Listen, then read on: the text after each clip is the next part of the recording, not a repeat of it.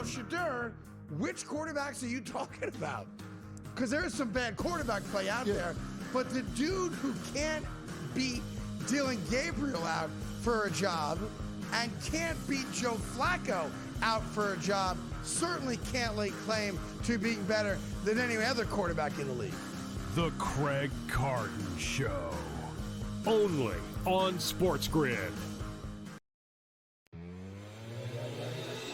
That's a lot for a closer. 10. You're not a closer anymore if you blow 10 games. I mean, my goodness. That's he's mentally broken too. Like, it's to the point where, like, Dodger fans aren't even mad at him; they're more mad at the Dodgers for putting him out there. Putting him in, right? It's more so. Right. Yeah, it's like, guys, like, he's done. In-game live, only on Sports Grid. Major League Baseball has decided it is time to put balls and strikes not just in the hands of the umpires, but also the robot umpires, as they say. The ABS system is now officially in place starting next season. Now, keep in mind, they're not just throwing this out there. They have used this at the Arizona Fall League, and they've also used it at different levels of the minor leagues as well. Newswire, only on Sports Grid. Everything changed at that point. They went and got Jonquel Jones, and they really had that triple threat monster team. That second year they lost in the WNBA Finals, 3-1 against the Las Vegas Aces. Year 3, they finally get over the top hump. You can question whether they should have won the title with that foul call late in Game 5 that sent Breanna Stewart to the foul line. Betting above the rim, only on Sports Grid.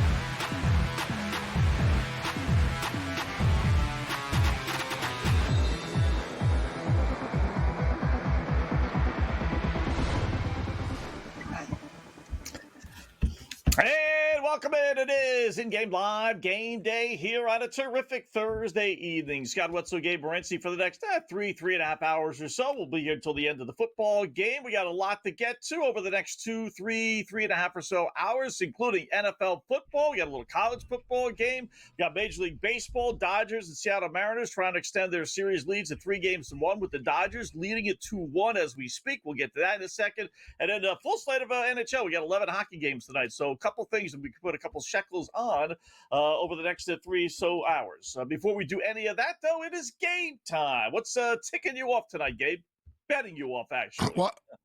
Well, we've been straight fire so far today. So we're either in line for a huge night because we've got a ton of action still to come this evening, or we're about to implode because we had Shohei Ohtani over 1.5 total bases, cash it. Mookie Betts over 1.5 total bases, cash it.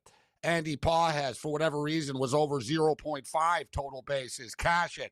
Tyler Glasnow over 5.5 strikeouts, cash it. So we're on straight fire as far as the props are concerned in this baseball game. Obviously, we're on the Los Angeles Dodgers, looking to get the Dodgers home. I have the Dodgers on the run line as well. So I've got the Dodgers to win the game, and I got the Dodgers minus 1.5. But we're locked and loaded for what I think actually could be. I haven't been looking forward to this game all week, but now that it's here, I think it actually could be an entertaining football game tonight. Yep, and that would be one Cincinnati at home against the Pittsburgh Steelers. Line is 5.5. Time for our opening pickoff. I'll go first here, Gabe. I like Cincinnati. You know, listen, we may be, or at least I won't speak for everyone else, but I may be giving Joe Flacco a little bit more credit at this point than he deserves at 41 years old, but he's certainly an upgrade. Let's put it that way over Jake Browning. Give me Cincinnati plus the 5.5. Mike Tomlin's numbers on Thursday Night Football are awful. In fact, he's the worst coach. If you want to buy into trends, as far as being a 4-point favorite or more, he is the worst coach against the spread in the NFL. Give me Cincinnati at home, getting nearly a touchdown plus the 5.5. Always risky taking a bad football team, but for whatever reason, underdogs have been dominant in primetime games this year. As Scott mentioned, Mike Tomlin and the Steelers, 2-9 straight up on the road in his last 11 Thursday night football games. So they get a short week going on the road here. Underdog 6-1 against the spread the last 7. prime time games as well. With all that being stated, it's, the Bengals are kind of playing with house money here, right? They've got nothing to lose. Zach Taylor can coach kind of loose. Flacco can sling the ball around. Give me the Cincinnati Bengals, plus the 5.5 points as well. All right, I'm going to use a teaser as because I do like the Bengals. I think they'll score some points. I think Pittsburgh will score some points. The Steelers defense not the same as it was before. So give me Cincinnati in the tease. I'll bump the 5.5 game up to 11.5, and then I'll lower the over/under from 44.5 down to 38.5, and I'll go over. So Cincy plus 11.5 teaser with the over 38.5. I've got a teaser to come, but I'm going to play the game outright to go over the number. Cincinnati are going to play loose, but let's not forget, Cincinnati have a terrible defense, all right? The Cincinnati Bengals have the second worst pass defense in the National Football League. They have the 5th worst rush offense. So do the math. You're second worst in pass defense, and you're the 5th worst in rush defense. The math does not add up in a positive way for your defense. And listen, the Pittsburgh Steelers, say what you will about their offense, but they have scored 21 or more points in every one of their football games this year. So I think it's a fair price at 44.5. I think 45 is a very attainable number. Let's go over the number tonight. All right. In that same kind of vein that we're talking, right? You pick your poison on how you're going to attack this thing. I'm going to use Joe Flacco passing yards over 237.5. It's not that much. Cincinnati can't run at all. I got Chase Brown on my fantasy team. He's killing me. So no matter who's quarterbacking, they're going to be throwing the football. You almost can't lose in that. If this is a blowout, I think Flacco, unlike with Browning, is good enough where he's going to get some yards. We saw it last week against Green Bay second half. So win, lose, or draw, Flacco's got to be throwing the football. And if that's the case, I think he hits 240 yards, 238 to be exact. So give me over 237.5 Flacco passing yards. I looked at Flacco's passing yard props as well. Thought the same thing, that, I want to take him, but I thought the number was a little bit high, actually. So I'm going to keep my eye on this in game. Let's see how it plays out. That's why they say pencils have erasers and sports books have in-game betting. We'll be able to, figure this out and jump in on a spot on Flacco and see which way it goes. But yeah, I'm with you. Give me the Pittsburgh. Give me the Bengals on a teaser. I'm going to play a 7-point teaser though, so I'm getting the Bengals up to plus 12.5. We're getting the 44.5 to now over 37.5 in this football game. You look at the Pittsburgh Steelers, they played a lot of close games this year. They've only won one game by more than 7 points this year, and that was last week against the Cleveland Browns. Okay, whatever. You won by 14 against the Cleveland Browns and Dylan Gabriel, but, now I'm getting 12.5 with a Bengal team. I think it's going to be a battle. I think Pittsburgh probably find a way to win this football game, but as long as we get points, I don't think the Steelers will win by 13 or more, so give me a 7-point teaser, Cincinnati Bengals and the over. There you go. It's funny. What you just said about Flacco is exactly what I thought about the over. I wanted to bet the over, and I was kind of hoping it would be like 41.5, 42.5, and then I saw the 44, and I'm like, oh, fudge. So I just, that's why I put it in the tease. So yeah, that's the thing. If I'm thinking it goes over. If Flacco was like 222 or something like that, I would have pulled the trigger, right? But I saw it was like 239, 240. I was like, a little higher than I like. You know what I mean? Yeah, it's a little higher than I wanted, just, by 20 yards or so. But that could change after a drive or two, right? That's the beautiful thing about the passing yard prop. So we'll definitely monitor the Flacco odds. What's your last pickoff pick? Last one's got to be baseball, and I think this is my favorite one of the night. Listen, I'm either going to win or lose, Gabe, which is obvious, right? Duh. But what I mean by that is I'm not buying into Max Scherzer. I'm just not. So I love the over 3.5 Seattle team runs. You can win that bet and still have Seattle lose. I just don't believe it. I know it would make for a great story. 40-plus-year-old comes off the bench. He hasn't pitched in 3.5 weeks. Last time we saw him, he was pitching lousy, and he turns back the time. And he has pitched well at points this year. He's probably a Hall of Famer, right? But I'm not buying it. I'm just not. Give me over 3.5 Seattle team runs. You know what? At least you're not, so you're betting the team runs. The Jays could win the game still, and you could still win your bet, right? Yeah. So I like where you're going with that because, listen, this is a complete gamble this is a complete gamble on Max Scherzer. He's the wild card, isn't he? What are you going to get from this guy? The guy's been pitching over 3 weeks. He got lit up. He couldn't get out of the first inning in multiple starts before they shut him down again, although he did have his brief moments this year where he looked really good. The Blue Jays are hoping that he can catch lightning in a bottle, right, and sort of capture that big game magic that he's been in big games. But you're a numbers guy. How about this? It's his 500th career start tonight. Wow. What a way. What a way to have your 500th career start. Yeah, right. You know? Let's hope it lasts it's a big game for him. Yeah. I'll give my picks for I'll give my baseball picks at because it's a weird start time. We got 8:34, so we got time for the baseball. Let me just throw in my touchdown prop for people here. Yes, go ahead. Jonnu Smith. Big number here for Jonnu Smith. Ooh. Listen, this Darnell Washington dude has come onto the scene. He's big and he's caught some balls, but Jonnu Smith was injured. Now Jonnu Smith is back. He got targeted last week. Cincinnati Bengals guys have given up 5 touchdowns to tight ends already this year. They're terrible. They have the second worst pass defense in the league. They can't stop tight ends. Look for Jonnu Smith. Backup tight ends / both tight ends. They always score in these games, it seems. You're getting plus 330 with Smith to score a touchdown. And for the record, I like the standard guys to score a touchdown as well. I like Chase Brown and DK Metcalf to score as well, Scott.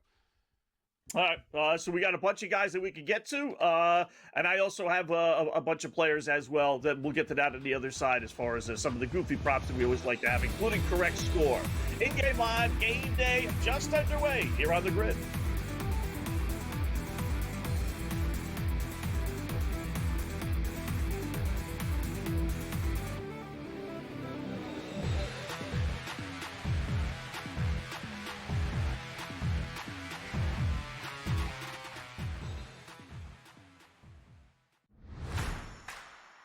The best part about it is that they're just going about handling their business. I was listening to Arvell Reason is literally like 5-word sentences about himself and some of the things that Caleb has been talking about. The dudes are just so locked in here about just doing their job and not worrying about all the other things and awards. They know all those happen when you go win and you win decisively. The Bobby Carpenter Show, only on Sports Grid.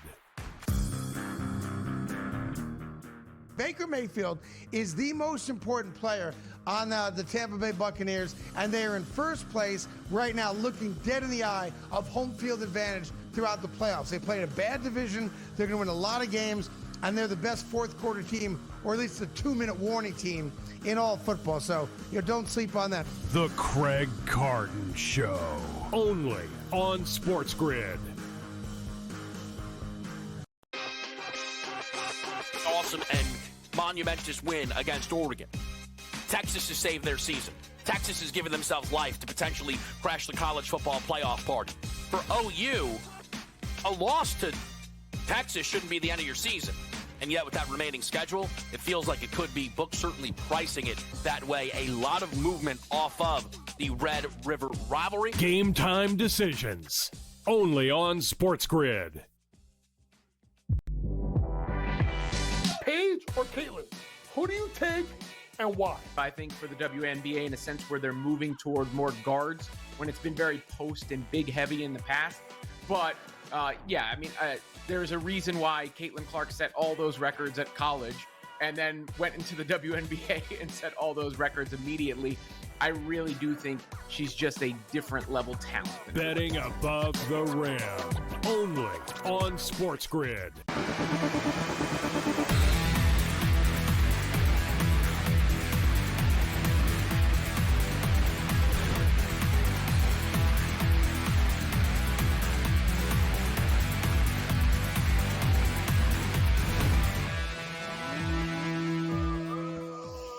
All right, welcome back in-game live, game day here on The Grids. We're getting set for the start of the football game. Let me just turn that down. So let me throw out a couple of quick props here. You can throw them in. I'll explain later on. First final score, we're going to go Cincinnati wins 27-21. We always use that score. I like Cincy. That pays 225 to 1. A $5 bet will net you over $600. How about each team to score 2 rushing and 2 passing touchdowns? I do think it's going to be a higher scoring game. Both teams with Brown on Pittsburgh or on Cincy side, Ward on Pittsburgh side. We could get 2-2. That's 40 to 1. Not bad there. Goofy one, Chase Brown and Jalen Warren to get 5 yards rushing in each quarter, both of them. Pays 12-1. FanDuel puts it up there, Gabe. I'll play it. And then both teams to punt on their first drive of the first half, so their first possessions of the game. Both teams punt plus almost 3-1, plus 290. And I like Aaron Rodgers over 29.5 passing yards. Passing attempts, rather. Excuse me. So I never get the correct score bets in. I finally just did. I played both teams to win 27-24. So I got the Steelers to win 27-24 to 100-1, and the Bengals to win 27-24 to 150-1. So yeah, you know what? I'll throw that out there. But my picks here, I tweeted them out earlier. We're on the Bengals plus the points. Bengals, Steelers over the number. Bengals 7-point teaser. Jamar Chase to score touchdown plus 120. DK Metcalf touchdown plus 140 now. Jonnu Smith scored touchdown plus 330. DK Metcalf over 65.5 receiving yards. Rodgers throws it to him a lot now, guys. They're starting to get some chemistry going here. 65 yards, very manageable for DK Metcalf tonight. And our standard primetime long field goal over, Wetzel. 50.5 tonight. We got to play it. Okay, there you go. You've been off. All I need is a 50. You've been off it for a little. Yeah, but 50, that's my cutoff, sort of. It's like, 51 yards in the modern NFL, that's not crazy. I'm still mad about losing on a 53-yard field goal at 53.5. Yeah, that's 3 yards, a big difference with this prop, man. 53 and 50.5 is big difference. Yeah. Well, yeah, because 50, they're definitely going for. 51, 52, 53, even the head coach is definitely going for. 54, 55, that's when he starts to wonder, unless it's at halftime. It's like, I don't know. This is setting up. And we've seen this kid, too. This kid on Cincinnati has hit they usually let him try some long ones. McPherson, the kid that they upset when he didn't go into the locker room at the halftime show. He stayed on the field to watch Snoop Dogg's halftime show. Yeah, remember that? The Super Bowl, Yeah, they asked because he was on the field, like on the sideline, like checking out the music, grooving to the music. And they asked the coach after the game, did you give him permission to watch the halftime show? He goes, he what? Zach Taylor didn't know. He found out after the game. How the head coach of the Super Bowl, Scotty? He's not going to know where the kicker is. You know what I mean? He doesn't care. He's not thinking, where's the kicker at right now? Right? Yeah, it's not like he's in his office going over the chart and, we got to do this, we got to do that. He's not worried about Zach Taylor watching Snoop Dogg. Yeah, so that's funny. This is really setting up, Gabe, for just a god-awful weekend for the New York Jets. And you may say, well, Jets aren't playing. like any other weekend? Well, this one in particular, in that the Jets are playing Carolina, right? I mean, you could have your debate, Carolina, Tennessee, Jets. If the Jets can't beat Carolina at home, the newspapers here in New York, and I get them, they're almost calling for Aaron Glenn's head already. So if they lose this game to a quarterback who's 1-15 on the road, that's bad enough. Now they got to watch a Thursday night game. Listen to the Pittsburgh scores. Outside of the 34-32 win against the Jets opening week, right? They beat New England 21-14. They beat Minnesota 24-21. They beat Cleveland 23-9. Their Pittsburgh is doing, Gabe, what the Jets had planned to do with Aaron Rodgers. Don't give me 30 points. I don't expect 30, 35 points out of you. Win games in that 20-17 range. So what the Jets weren't able to do with Rodgers, they kick him to the curb, which I understand why, I guess. But this is exactly what the Jets had planned for Rodgers for 2 years. They weren't able to do it. So if he wins tonight to close it up, and they go 5-1, and they win again like 21-14, something along those lines, it's just one more kick on the pile of dirt on the New York Jets. Well, I tell you what, Carolina are pretty good now. The Carolina are a dangerous team. Their offense is really starting to click. You're right, Bryce Young has struggled on the road before, but we're talking about a team. They're coming off a 30-27 win against the Cowboys, beat the Dolphins 27-24 the week before that, beat the Atlanta Falcons, who just beat the Bills. They beat the Falcons 30-0. Right? We've seen, Scott, that the Panthers are capable of stepping up. But what's the common denominator with those 3 wins? Home games. Home. So, that's a sign of a team, though, Scott, that's growing, right? Coming in the right. It's like, look, they're winning at home now. Can they carry it on the road, right? And it's a perfect opportunity for them against the New York Jets. I like the Panthers in this game. I don't trust the Jets here. And you know what's crazy, too? Aaron Glenn's supposed to be the defensive guy. And on paper, Scott, the Jets' defense is good. That's why, the Jets are an enigma, and I think they're kind of cursed. Maybe it's the Johnson family thing. I don't know. But, on paper, the Jets have talent. It's very bizarre they're as bad as they are. Yeah. Even offensively, they have talent. I mean, if you sold off, it's like Wall Street. They're worth more apart than they are together. I guarantee you, if the Jets had a fire sale and said all our guys on offense are up for sale outside of the quarterback, you'd get guys, that would want, their wide Breece Hall is people like Breece Hall, people like Garrett Wilson, right? People love Sauce Gardner. We can go down. They've got players, right? But it's not just Aaron Glenn either. It's whoever's there. Right, it's one of those teams. Like I said, it's a lot like a restaurant location or a business location. It just doesn't work, no matter what goes there. Right. Yeah, it's always that you spot. Have the greatest. Yeah, if you can have the greatest. It's always that spot in the neighborhood. I'm sure there's a spot in your neighborhood, Scott. It's there's been 50 businesses over the last 20 years here. Yes. Nothing sticks. You know what I mean? Nothing sticks. There's one right next to a supermarket. Yeah. They rotate from Italian little restaurant to deli. It's a small place, but it's big enough. They just every year it just. I don't know why. That's the New York Jets, Scott. That's the New York Jets. Yeah. All right. You see my analogy here? It makes sense. New management, new sign out sign, whatever. Same old Jets. It's the same old Jets. So, all right, Pittsburgh's got the ball first, and they're at the Cincinnati 10. So much for my punting on first possession bets. In-game live.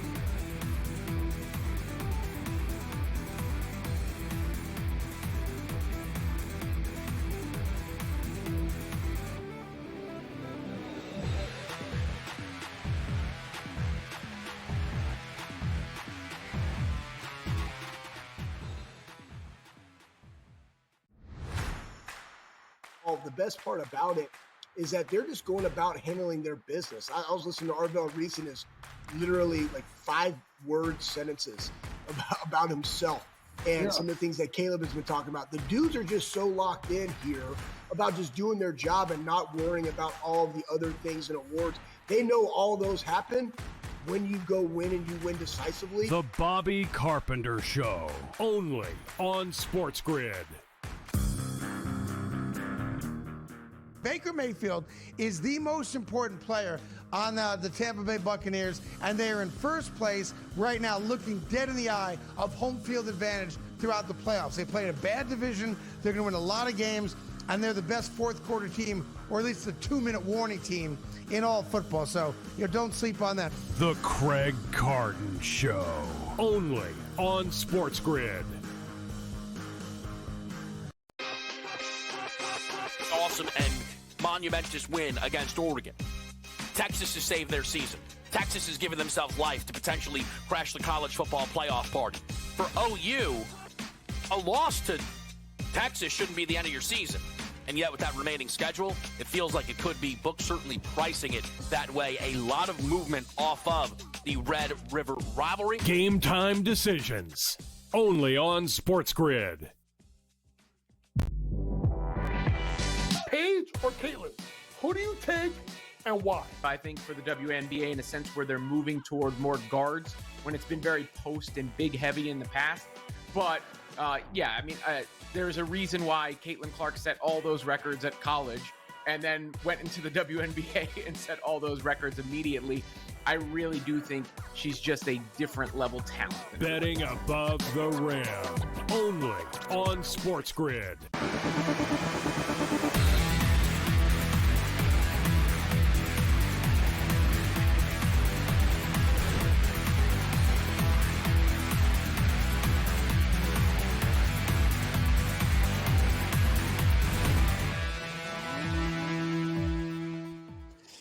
All right, welcome back in Game Live. Game day here on the Grid. Scott and Gabe, hour number one. So opening drive just like that. Game down the field. Pittsburgh gets the ball first. They march, 70, 80 yards. Touchdown to, I'll give you one guess who. And the Steelers lead 7-0. You want to tell the world who got that touchdown? Jonnu Smith with the touchdown. Cash it. Plus 330. And I'll tell you what, though, the mind of a degenerate gambler. I'm like, oh, I should have taken him to score the first touchdown, Scott. Yeah. That's the first thing. Instead of being happy, I look up. I'm like, oh my God, it's actually Jonnu Smith. But hey, we called it. You know what? His brother had never seen him live before and is at this game tonight. I saw the story earlier in the day, and I knew the Bengals have given up 5 touchdowns to tight ends. I don't look like it, but I do play fantasy football, right? So, but I'm a big prop bettor, and you can learn a lot from the fantasy world, like DFS world. Like the betting markets never really have the cool numbers and stuff, right? If you really want to, I'm into that stuff. Yeah, they give up this much to tight ends and running backs catch passes at this rate against this team. So the Bengals have been giving up. This is the 6th touchdown the Bengals have given up to Jonnu Smith, to tight ends this year, Scott. So not a bad start, huh? Plus 330. Let's roll into the Blue Jay game now. Yeah, absolutely. What are the Bengals getting, though, bro? What are the Bengals getting? Just because we're on the Bengals. 320. Plus 320 plus 8.5 or 7.5. I see 8.5 for me. Yeah. Yeah. Really okay, so Blue Jays, Mariners. We got about 9 minutes. What are you doing with the game? Yeah. Listen, I before I saw the game, I'd like to kind of make a mental note of which way I want to go. Then I'll look at the lines later on. And I don't get it, Gabe. It's up to 132, but it was 120 this morning. Seattle was favored at home. The over/under, where it still is now, is 7.5. Seattle's team total is 3.5. I don't know. I mean, are they expecting a 30-year-old Max Scherzer? Because even if he pitches well, right? We were talking about this during the break. What's he going to go? 3, 4, maybe 5 innings? He hasn't pitched in a month. So even if he does pitch well, he's not going to go very long. So you're going to have that Toronto bullpen. I don't get with Castillo on the hill. He's been terrific this postseason. He's yet to give up a run. That 132 is awful low, and then so is the 7.5. But I'm going to buy it, like I said at the opening pickoff. I'm either going to be right or wrong about this. I'm all in on Seattle. Give me Seattle. Pick a player, whether it's Rodriguez, whether it's Raleigh. Go over his base total, 1.5, both guys, and give me over 3.5 team runs for Seattle as well. I think the Mariners flex the muscles tonight. Toronto last night, Seattle tonight. Put them in a parlay, Seattle in the over 7.5 as well. I said it before, man. Max Scherzer is such a wild card in this game. Yes, he's been great in big games before, but, that was 7 years ago. I remember him for the Dodgers in the playoffs about 5-6 years ago, being unable to, to get through the entire postseason and go out there and actually kind of ruining Walker Buehler's arm because Buehler had balls and said, give me the ball. And Scherzer's always a free agent and worried about his arm, right? But can he catch that lightning in a bottle? Listen, the Jays and Mariners have played 9 times this year. The Jays have won 5 of the 9 games. So these are evenly matched teams. I think it's more of a mental thing from night to night. But, it's almost a trap to me, guys. I look at this and I'm like, everyone's saying the same thing. Max Scherzer, you got to be kidding me.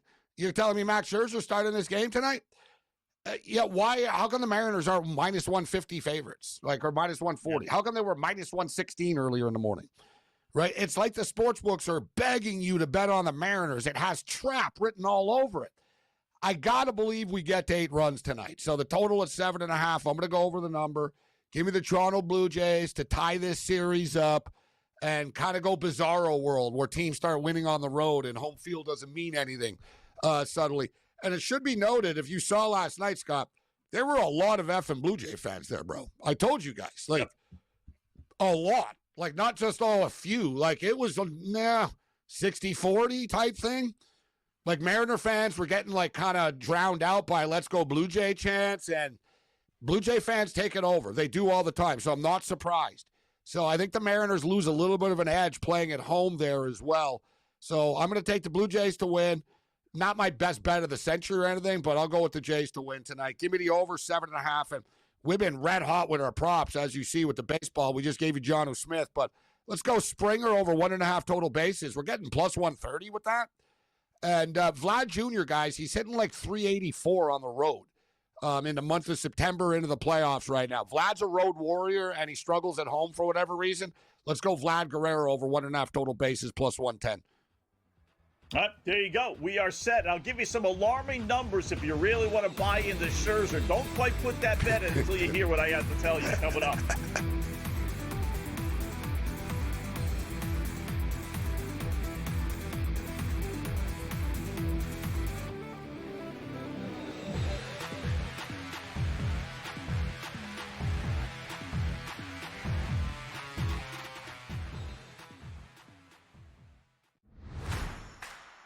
Well, the best part about it is that they're just going about handling their business. I was listening to Arvell Reese and his literally like 5-word sentences about himself and some of the things that Caleb has been talking about. The dudes are just so locked in here about just doing their job and not worrying about all the other things and awards. They know all those happen when you go win and you win decisively. The Bobby Carpenter Show, only on Sports Grid. Baker Mayfield is the most important player on the Tampa Bay Buccaneers, and they are in first place right now, looking dead in the eye of home field advantage throughout the playoffs. They played a bad division. They're going to win a lot of games, and they're the best fourth quarter team, or at least the 2-minute warning team in all football. So, don't sleep on that. The Craig Carton Show, only on Sports Grid. Awesome and monumentous win against Oregon. Texas has saved their season. Texas has given themselves life to potentially crash the college football playoff party. For OU, a loss to Texas shouldn't be the end of your season. And yet with that remaining schedule, it feels like it could be. Books certainly pricing it that way. A lot of movement off of the Red River rivalry. Game time decisions, only on Sports Grid. Paige or Caitlin? Who do you take and why? I think for the WNBA, in a sense where they're moving toward more guards when it's been very post and big heavy in the past.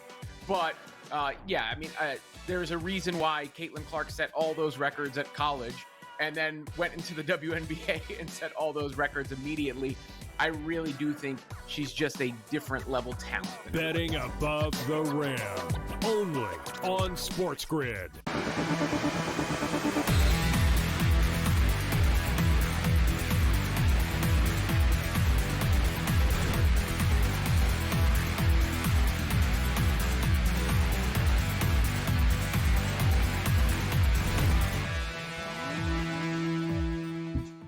All right, welcome back in Game Live, game day here on the Grid. So one final note before you cluck, Max Scherzer and the Toronto Blue Jays, because you'll want to buy into the Scherzer story, right? Based for a nice Cinderella story.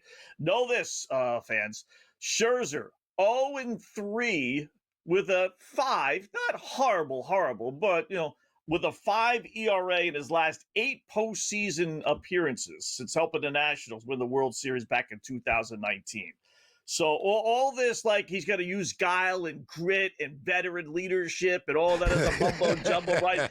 That's what 8 other teams were saying, and really the Mets, Dodgers, and Rangers. So that's what I'm banking on, his guile. Right? Good luck with the guile there when you go to the window. Just good luck. All right. With that. How about I'm going to counter with you? You like these numbers? Toronto Blue Jays are 5-0 all time in the road in Game 4s of a postseason series. Game 4s, not Game 3s or Game 5s, or it's got to be a Game 4, okay? Blue Jays are 5-0. Blue Jays are 5-0. I don't really think that's going to really mean very much. But here's another interesting one. The Toronto Blue Jays are a Major League best 75-5 when scoring 5 or more runs. That's unbelievable. 75-5. That's pretty good. Can they get to 5 tonight? Can they get the 5 tonight? I think they can. Yeah. It's interesting, Gabe. You got 2 of the best home teams in baseball, right? Seattle and Toronto. Toronto was 27 games over 500 at home. Yeah, Seattle was 21. And yet the home team is 0-3 in this series. We talked about that last night. It can backfire in the playoffs, Scott. It backfires sometimes. How about this?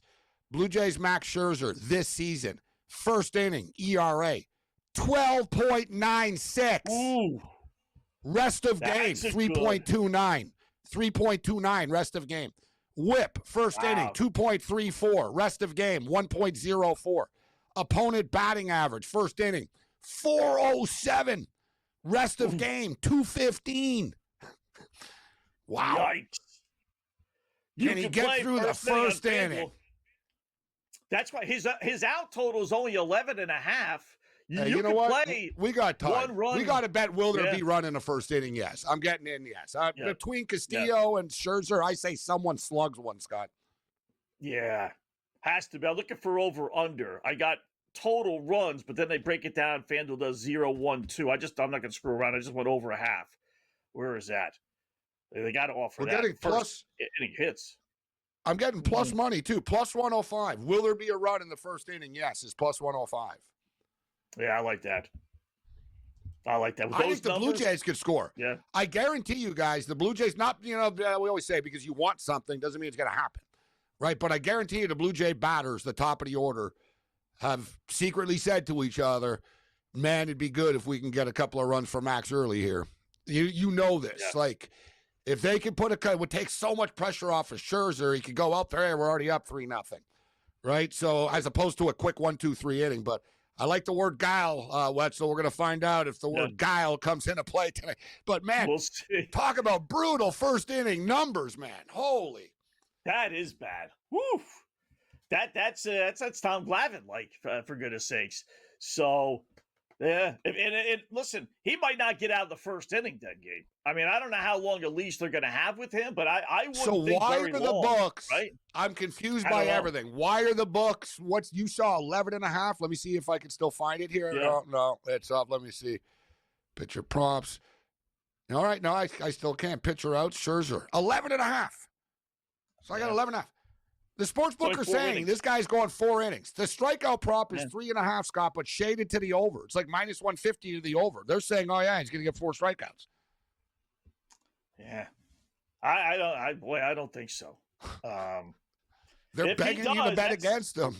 They are.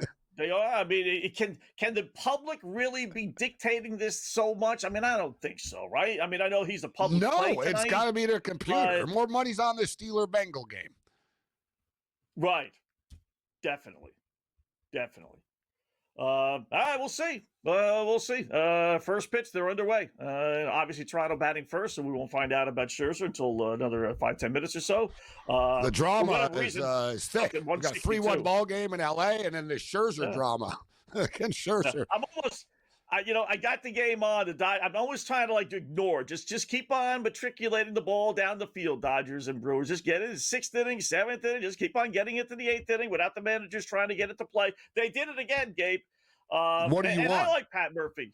I'm Murphy. on, the Dodgers. All right, let me ask you a He did it question. again. Why wouldn't you just have started Mizorowski? Exactly. You I bring the don't know, kid man. in. He's throwing 104 miles an hour in the sun, literally. And I was like, God, we can't hit him. I said online, we're not going to score runs till we get rid of this guy. Like, we can't hit this guy. Why wouldn't you just start him if he's able to go? What was the point of putting Ashby out there? I don't get it. Know. And Ashby did it again. He gave up a run in the first inning. For what? Yeah, and the whole You tell lefty me thing, Scott, Dave Roberts busted his lineup up. He said, all right, I'm going to shake it up, and you're not going to get the lefty on lefty stuff. He moved the lineup. He shifted the Dodgers batting order today because of it. It's like the Brewers are like walked right into it. Yeah. I mean, he gives up a run in the first, in a 3-1 game. You're already behind the 8 ball because you're trying to outsmart everybody. Stop. Yeah, it should be don't noted it was first and anybody. third, too, after. He was lucky they got out of it with 1 run, too. Yeah. They gave up a And then leadoff they brought triple, Mizorowski the in. Dodgers. Ohtani had a leadoff triple today. Triple. And Didn't then look, Betts it wasn't, it doubled, was he like, scored. it was kind of a squibbed ball down the first baseline, but everybody was having a hard time, if you noticed, Scott, earlier. Like the outfielders were having a hard time with depth perception. The sun was blinding. You saw Churio completely lost 1 ball. Like he was freaking lucky it bounced out of bounds. Guys, the right fielder tonight in the first inning, it was so sunny and like blinding in LA. He basically like was helpless. Like he did the old, I don't know where the ball is type thing. And it bounced like foul.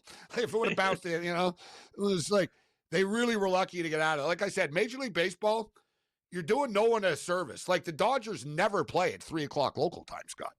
They either play at nighttime or they play at 12:35, 1 o'clock or whatever, right? Like they don't play at that time. So you're getting you're starting the game in these vicious shadows. Very good for underbettors, Scott, if they do this again moving forward to remember this. Yeah, especially the first 5 innings, because that's when the sun is there. Yeah. Yeah, we gave it out last night. We said 3.5, go under first 5 because we knew it was going to be right. I mean, it was 1-1, so you had to sweat it out a little bit, but it went under, obviously. So yeah, I don't get it. Listen, I'm a big believer in here's my guy. If you beat my guy, I lose. You know what? Your guys are better than my guys. But when you lose a game, if they lose this and they're heading to the bottom of the eighth, and you got to look back and say, all right, Skip, what was the difference? Well, we gave up a free run in the first inning because we wanted to bring a reliever in instead of our starting pitcher who throws 100 miles an hour. And that's the difference, almost in the game. I'll accept losing, but not like that. It just doesn't make any sense to me. You tell me Mizorowski's not good enough to face left-handed batters, so what's he doing in the starting rotation then? And I don't know if you heard them say this during earlier in the game. They said that they nearly didn't even put him on the roster, Scott. He did it against the Cubs, and they said he was a late addition to put on the roster, Mizorowski. I'm thinking, what, the kid that throws 104 miles an hour, he was your late addition to the roster? You were uncertain whether you trusted him or not? He's your best pitcher. He's too young to care, Scott. The guy, he's throwing, when you throw 102 and stuff, doesn't matter. He's not nervous. He's fine. Like I said, I was fearful as a Dodger fan when he was in the game. I was like, we can't hit him, just point blank. Can't hit him. Thank you, Pat. Thank you, Murphy, for not starting him. Thank you very much. Yeah, crazy. So, barring something... It's like having a young Pedro Martinez or something, Scott. We're not going to start him. Yeah. He's too young. He's not young. Yeah. Not enough guile. The performance we want more guile. Give me the old geezer, the guile guys. I'll go back to the football here in a sec.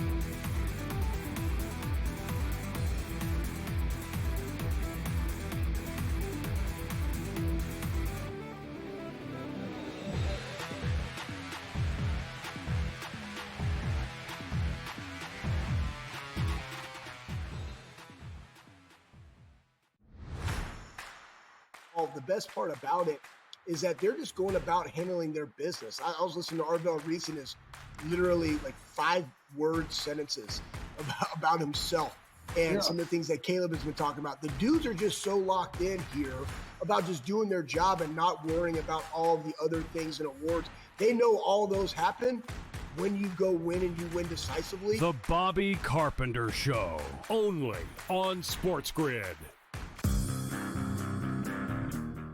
Baker Mayfield is the most important player on the Tampa Bay Buccaneers, and they are in first place right now, looking dead in the eye of home field advantage throughout the playoffs. They played a bad division. They're going to win a lot of games, and they're the best fourth quarter team, or at least the 2-minute warning team in all football. So, don't sleep on that. The Craig Carton Show, only on Sports Grid.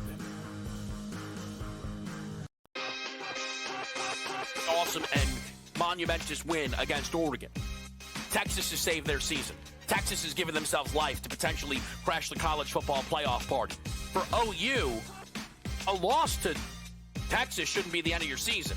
And yet with that remaining schedule, it feels like it could be. Books certainly pricing it that way. A lot of movement off of the Red River rivalry. Game time decisions, only on Sports Grid. Paige or Caitlin? Who do you take and why? I think for the WNBA, in a sense where they're moving toward more guards when it's been very post and big heavy in the past. But there's a reason why Caitlin Clark set all those records at college and then went into the WNBA and set all those records immediately. I really do think she's just a different level talent. Betting above the rim, only on Sports Grid.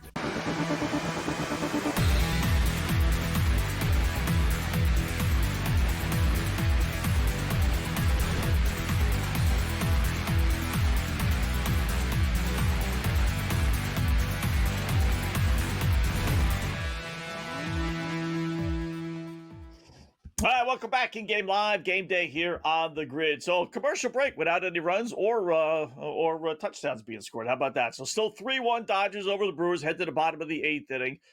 They go to the bottom of the 1st inning. Cal Raleigh got on base. Not exactly sure how, but he's on base with 1 out in the bottom of the 1st inning. So we'll see how Max Scherzer just does. walked. He walked. He walked. So Scherzer got the first out.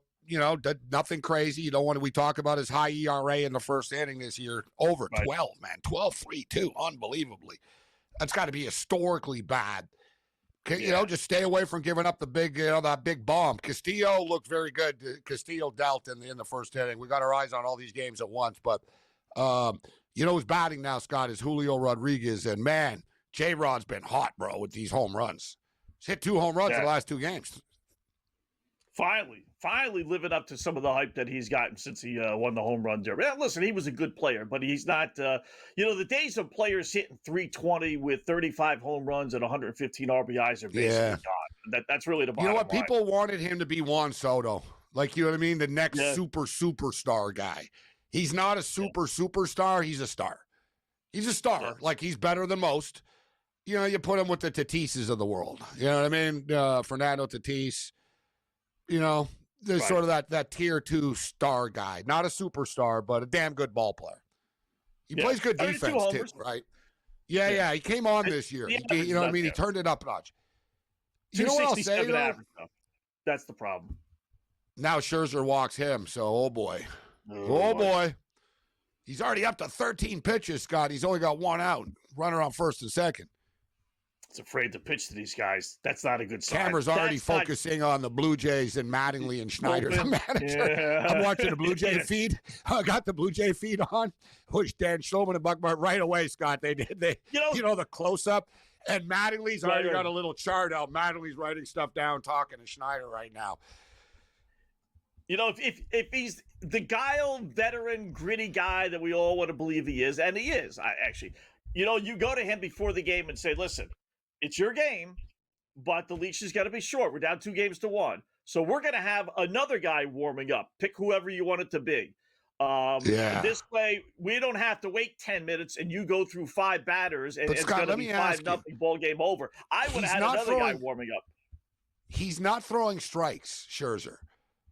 So he's not getting lit up. He hasn't given up a run, but it's like he's very cautious of giving up a home run early here.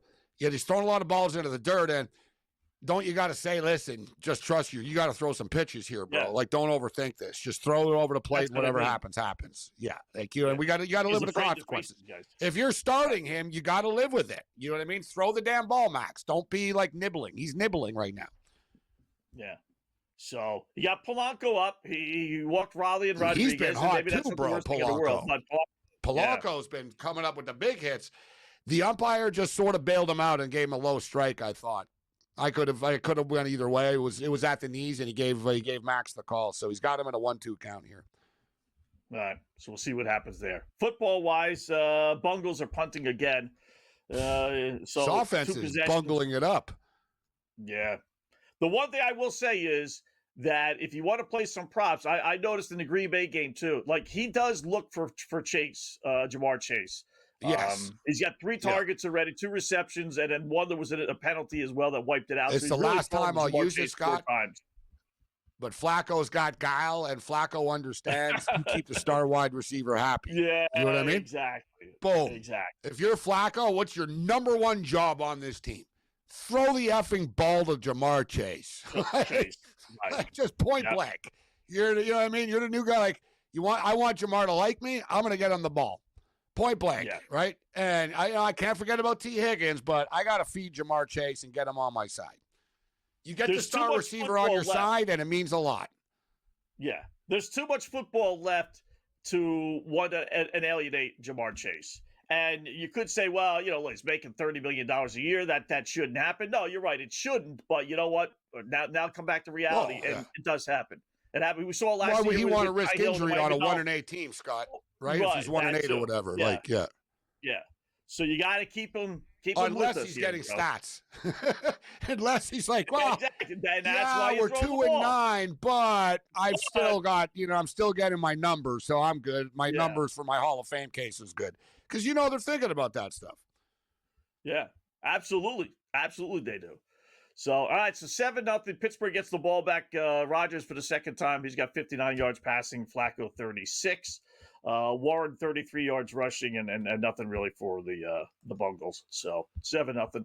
9.5 now. And here we come. And we're going to the top of the 9th inning in Chavez Ravine, and here comes Roki Sasaki to close the baseball game. Okay, and perhaps for all intents and purposes, the series, right?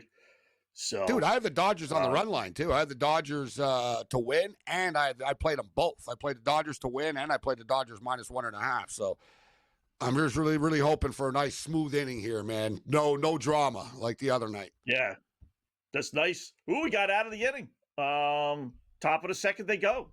No score. Yeah. How about that? Max Scherzer, eh? Wow. Maybe he's a Ice little in his smarter than we veins. think The he is. veteran. Ice, The yeah, veteran digs down deep. Yeah. I tell you what, though, smart look at the guy. numbers. We went over the numbers, though. They greatly improved, Scott, from the, and I have them here still. They greatly improved from the first inning. So first inning ERA 12.96. Rest of game 3.29. WHIP first inning 2.34. WHIP rest of game 1.04. Opponent batting average first inning 4.07. Rest of game 2.15. I don't know. Maybe he got through the hard part. Yeah. Double play Polanco. Double play grounder. Short, second to first. Yeah, Oh, and here comes Alejandro Oh. Kirk, who's been Wow. Kirk's got good numbers against Castillo. He's hit him a couple of times, actually. Wow. All right, that's disappointing. Boy, you got two on you and you can't score. You had him on the ropes there. Maybe that one strike call. I think that made it one. I like you're on the Mariners. That's disappointing. He's like, yeah, well, I know. I different really don't have a perspective. dog in a fight. I don't. I did it 3 runs, 4 runs. I still think I'm going to get that, but boy, we could have had 2 or 3 right there. who do Just you like think that. gives it's as a Dodger fan? I'm like, I don't know. They're both kind of the same, the Mariners and Blue Jays. I don't think the Dodgers will have an advantage over either one.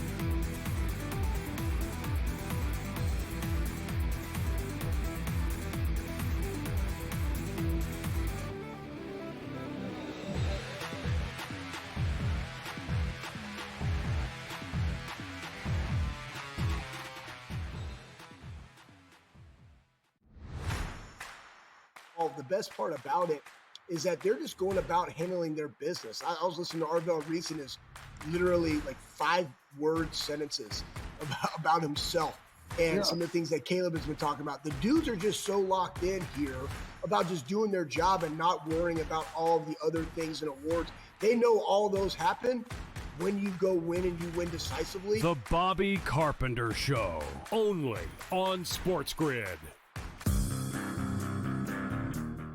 Baker Mayfield is the most important player on the Tampa Bay Buccaneers, and they are in first place right now, looking dead in the eye of home field advantage throughout the playoffs. They played a bad division. They're going to win a lot of games, and they're the best fourth quarter team, or at least the 2-minute warning team in all football. So, don't sleep on that. The Craig Carton Show, only on Sports Grid. Awesome and monumentous win against Oregon. Texas has saved their season. Texas has given themselves life to potentially crash the college football playoff party. For OU, a loss to Texas shouldn't be the end of your season. And yet with that remaining schedule, it feels like it could be. Books certainly pricing it that way. A lot of movement off of the Red River rivalry. Game time decisions, only on Sports Grid. Paige or Caitlin? Who do you take and why? I think for the WNBA, in a sense where they're moving toward more guards when it's been very post and big heavy in the past. But there's a reason why Caitlin Clark set all those records at college and then went into the WNBA and set all those records immediately. I really do think she's just a different level talent. Betting above the rim, only on Sports Grid.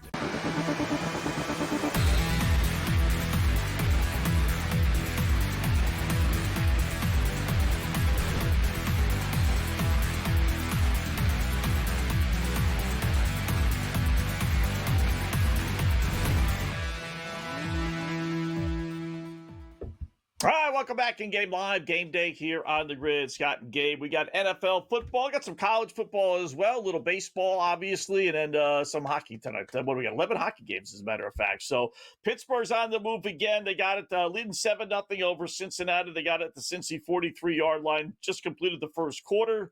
They are 11.5-point favorites now since they got the ball on the move a little bit, and an over-under is 41.5. We're going to need some help from the Bungles here. We're going to get to our 45 total, and I got it in a teaser. So they got to Cincinnati's not going to win a game 20-14, 20-17. They're only going to win a game, Gabe, when it gets thrown, all the regular nonsense gets thrown out the window. All right, Joe, just throw the freaking football and go. Exactly. Go run your pass. And just have, if you're Zach Taylor, just open up the playbook. What do you got? Nothing to lose. You even want to lose games. Just open up the playbook and have fun.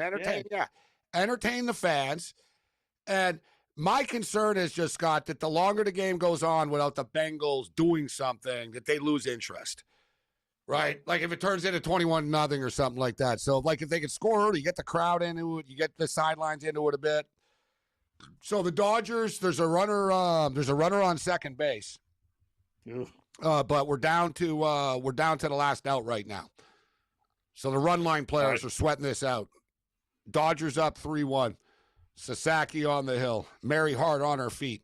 She stayed the whole game today. See, it was earlier, Scott. Mary Hart was able to stay. Yeah. Well, remember her $1 million legs? No, nowadays people don't know who she is. I'm like, hey, look, Mary Hart's the behind home plate. She was once a fox. Like she had the $1 million legs. She had her legs insured. She was like the first lady. She had her legs insured because she had great legs on Entertainment Tonight in the early days. Yeah, Mary Hart. Wow. Her 15 minutes of fame. Did she do anything else outside of Entertainment Tonight? I don't think so. But she just stood there. Just like, don't even speak, honey. Just stand there. Just show your legs. She did. She spoke. She was like the anchor. But it was a big show. She made a lot of money over the years. And she's married to a super rich old dude. They're behind home plate every game. Like, she usually leaves in the 6th, 7th inning, but she's there every day. She's hardcore. Boom. Sasaki gets it done. 3-1. Final score. 3-1. LA up 3-0 in the series. Cover the money line and the I was gonna say the puck line. The run line as well. 3-1. Unlike the other night. So Scott, I was one bet away from a clean sweep in this game. And I had a feeling today. I felt really good about this one. Where I was like, you know what, we're gonna I think we can really sweep the board today in this Dodger game. I just sort of felt like the props and just sort of I felt it. So these were my picks. I'm reading them off of Twitter here. Dodgers -165, cash it. Dodgers -1.5, cash it. Glasnow over 5.5 strikeouts, cash it. Ohtani over 1.5 bases, cash it. Betts over 1.5 total bases, cash it. Enrique Hernandez over 0.5 total bases, loser. Andy Paz over 0.5 total bases, winner. And I did play an Ohtani home run prop, but pretty nice run right there, Scott. Basically, 7-1 if you take that the home run prop at plus 260 out of it. Yeah. The scary thing about the Dodgers, Gabe, is like if you told the teams they were playing outside of Cincinnati, and that was just a mismatch, right? But if you told the Phillies and Brewers, Phillies, the Dodgers would score 5 runs, 4 runs, 2 runs, 2 runs. Brewers, the Dodgers would score 2 runs, 5 runs, 3 runs. Would you take it? I think they'd all say, yeah, you know what, we got a shot. And yet, in reality, they only lost one of those games that I mentioned, and that was a 5-2 game or 8-2 game to the Phillies. They're winning, they're not smashing the ball. 2-1, 2-1, 3-1, 4-3. No, but it's a sign of a good deep team. They're doing it differently. They're doing. You don't get this last year, guys, in the playoffs. The Dodgers, so they won the World Series last year. You know how many times last year, Scott, a pitcher went more than 6 innings? Twice. No, and Dave, right? Twice. Wow. In the postseason. Twice. This year in the postseason, 8 times. Completely different team. Yeah. You know what I mean? Like the how we're going to win is completely different.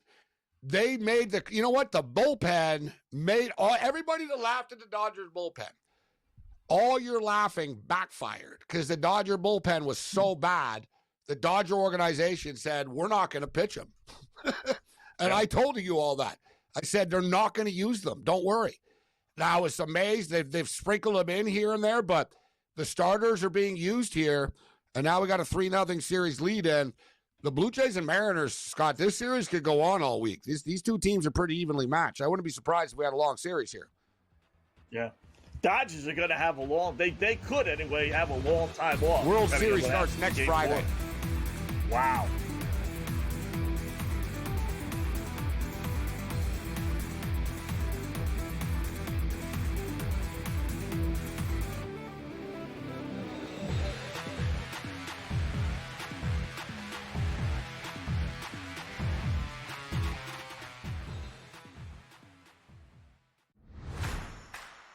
Well, the best part about it is that they're just going about handling their business. I was listening to Arvell Reese and his literally like 5-word sentences about himself and some of the things that Caleb has been talking about. The dudes are just so locked in here about just doing their job and not worrying about all the other things and awards. They know all those happen when you go win and you win decisively. The Bobby Carpenter Show, only on Sports Grid.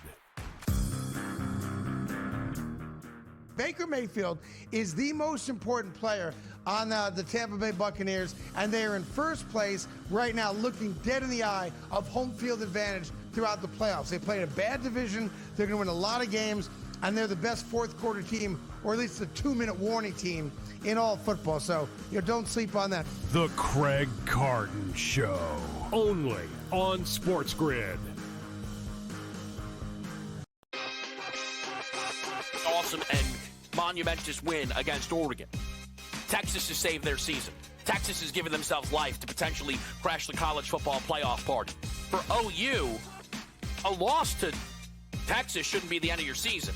And yet with that remaining schedule, it feels like it could be. Books certainly pricing it that way. A lot of movement off of the Red River rivalry. Game time decisions, only on Sports Grid. Paige or Caitlin? Who do you take and why? I think for the WNBA, in a sense where they're moving toward more guards when it's been very post and big heavy in the past. But there's a reason why Caitlin Clark set all those records at college and then went into the WNBA and set all those records immediately. I really do think she's just a different level talent. Betting above the rim, only on Sports Grid.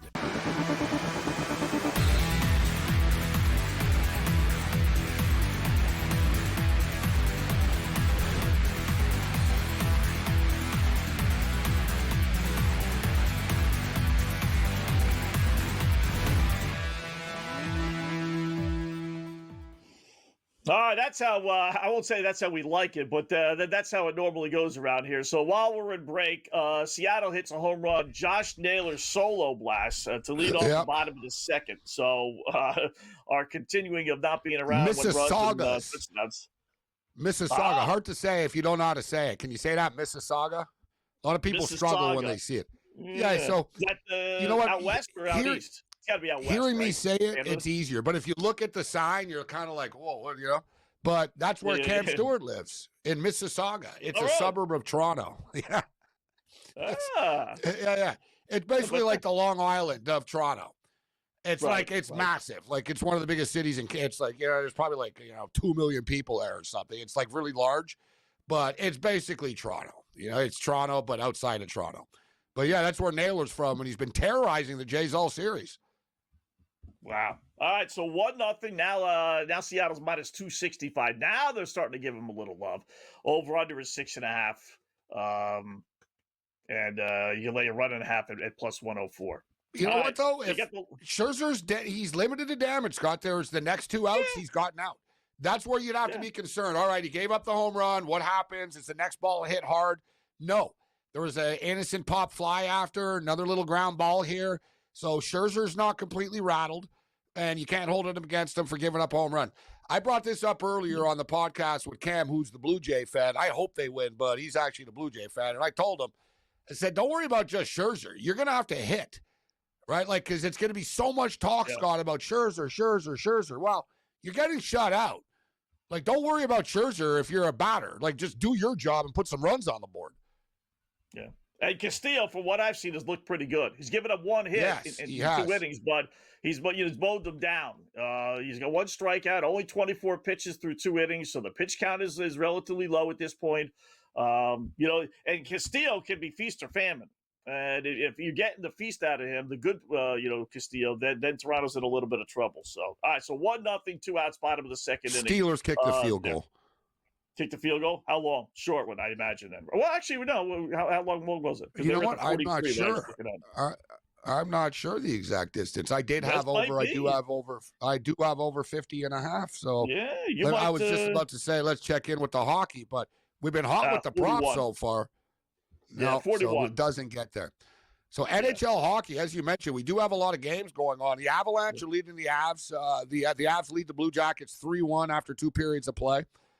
I am on the Devils, Scott, tonight against the Panthers, which might not be the smartest bet picking on the Panthers, but I am. And it's 1-1 right now. The Panthers scored early, so the Devils have tied it. It's really slowed down 1-1 early in the third period of play. Predators and Canadians, I stayed away from, Scott. I thought the Habs were a little bit too highly favored tonight, and I did take over 1.5 in the first period, and I lost. It was scoreless after the first period, but it's 1-1 right now. 12 minutes left in a hockey game. The much-discussed Rangers, Scott, not exactly lighting a lamp again tonight. 1-1 with the Maple Leafs. Yeah, they just scored because that was 1-0 literally 5 seconds ago. So I'm not sure who scored for the Rangers. But now the offensive futility continues. Yeah. Now, the good news is they've held Toronto to 1 goal, but the bad news is the Rangers aren't scoring.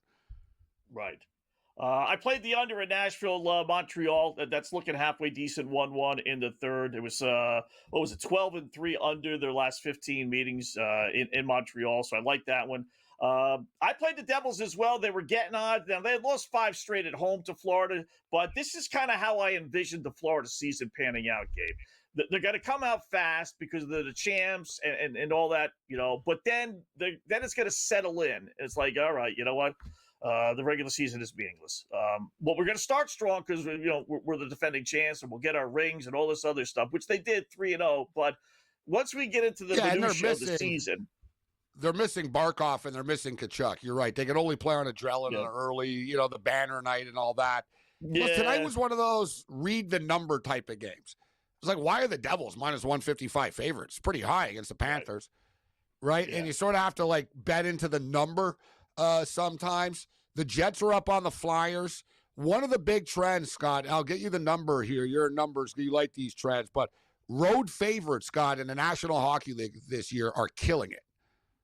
Killing it. Like road favorites.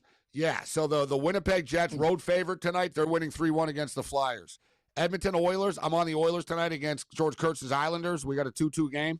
So the Oilers are a road favorite. Kraken road favorite. They're up 3-2. Colorado road favorite winning tonight, Scott. I'll get you the number here in a second right now. But, yeah, road favorites in the NHL has been the biggest trend, identifiable trend so far. That's interesting. I'm on Edmonton as well. Had to lay a decent price, minus 165. But between the Islanders and San Jose, we're less than a week basically into the season as far as games played, right? 2, 3, 4 games depending on your team. They're the only 2 teams without a win.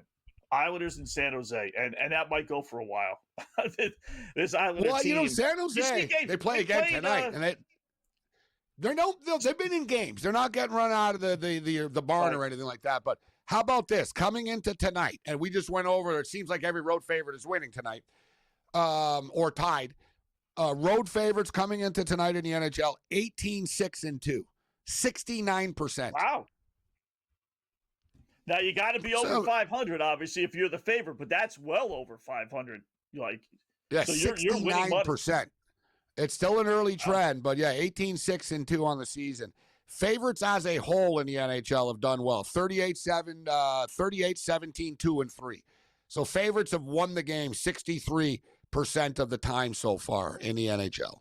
And as far as totals are concerned, it's bang on even. There's been 30 overs, 27 unders, 52.6% to the over. Yeah, same thing. You see what the Islanders are doing, Gabe, with the Schaefer, the number 1 overall pick?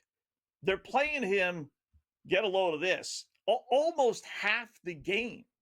He played 26.5 minutes on Monday, which set the franchise record for the most minutes for a teenager to be playing in the National Hockey League for the Islanders, which was only like a half a minute more than they played the previous game. The dude's averaging 25, 26 minutes. He's a teenager, number 1 overall pick. I get that, but hockey, it's time you for don't play half the game. Something. I mean, what's going on there. It's time for his dad to call Patrick Waugh like a minor hockey league dad and say, listen, my son, normally you complain your son doesn't play enough. And even NHL dads do this. There's always a hockey dad. Eric Lindros' dad, Mitch Marner, was famous for calling the Leafs coaches to bitch about the power play. And they were like, you got to stop calling. Like, they told Mitch, how did he get our number? Like, type thing. Like, imagine a head coach of the Leafs. Your phone rings. Yeah, hi, this is Mitch Marner's dad. I got to complain about the power play. And you're like, what the? You know what I mean? Like, hockey dad is real. But if I'm Matthew Schaefer's dad and I'm his agent even, like, think from his agent perspective, I'm telling Patrick Waugh, what the F is wrong with you? He's a kid. You want to ruin this kid's career and run him into the ground? We're not even good right now. Like, play this guy 22 minutes a night when we're good in 4 years. Right now, let's ease him into the league here, not run this kid into the ground. Yeah. I mean, that's to put it into perspective. Like, the really good players play about 20, 21, 22, depending on the game minutes, right? Yeah, defensemen play more, Scott. So for people out there, defensemen play more. They're not skating as much, right? There's 6 of them only, but there's 7 with whatever, depending on what team's dressed. But, like, they're on the ice more. They're not flying around as much. So he is a defenseman. So he's playing, Scott, like an NHL vet does right now in the playoffs, where he has to play that much. Like Patrick Waugh is generally, you know what it is? He's already better than the other players. So Patrick Waugh is thinking, well, I got to play him because he's good. It's kind of a weird situation. Yeah, I guess, you know. But I agree. I think it's too much. I think good eye by you noticing his playing time. It's too much. It's just too much. Yeah. He's got a point in each game. I'll give him credit for that. But, yeah, that when I saw those minutes, it was like, holy fudge, that's a lot. In-game live continues.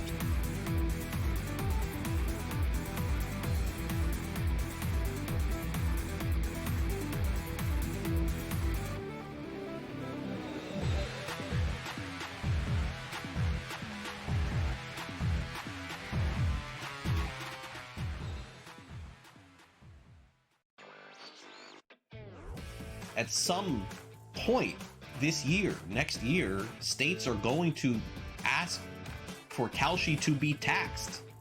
And I think they're going to have to pay taxes if they continue to operate in this space. Specifically, the state of Pennsylvania is looking and saying, hey, our sports books are paying us tax money every month to do the same thing you guys are doing.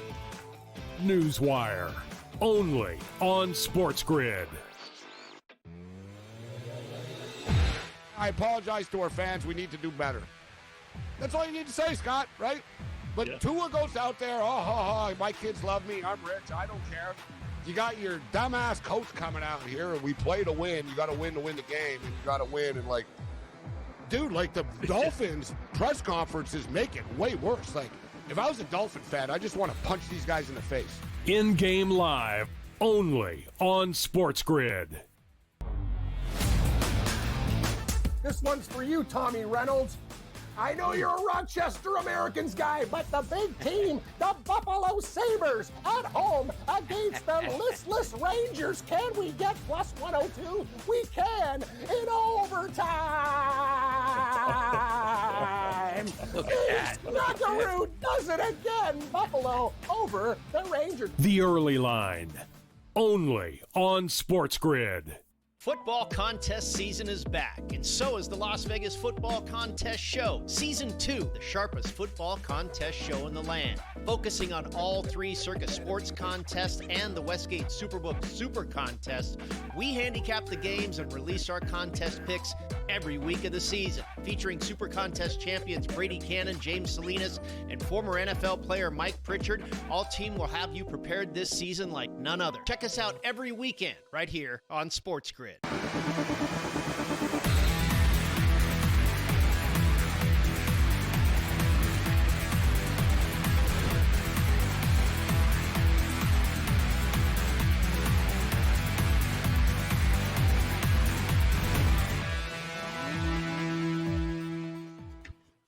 All right, that's back to normal. While we were away, obviously something happened, again, right? of course. Now we're back to normalcy here. We got a touchdown, too, during the break, Scott. We got a touchdown. We got a home run. You can't make this up, bro. You're telling me, hey, cash another prop, though, for everybody. Jamar Chase just scored a touchdown. Are they bringing it back? What did we say about Flacco throwing to Chase, right? They're going to call back? Penalty pits. Oh, my God. No, we're getting teased here, Wetzel. I apologize to our viewers. He caught it in the end zone, They're saying he didn't really have it. Let's see. Yeah, I don't understand this, Wetzel. You're going to agree with me on this. Why the F is it a touchdown when a running back touches the goal line for a split second? He just had the ball for like 3 seconds. This is a touchdown to me. He's in the end zone. Like, the guy took like 3 steps. How long? Like, if he would have spiked the ball, like, what would have been a difference there? Watch the replay here. What would have been a difference?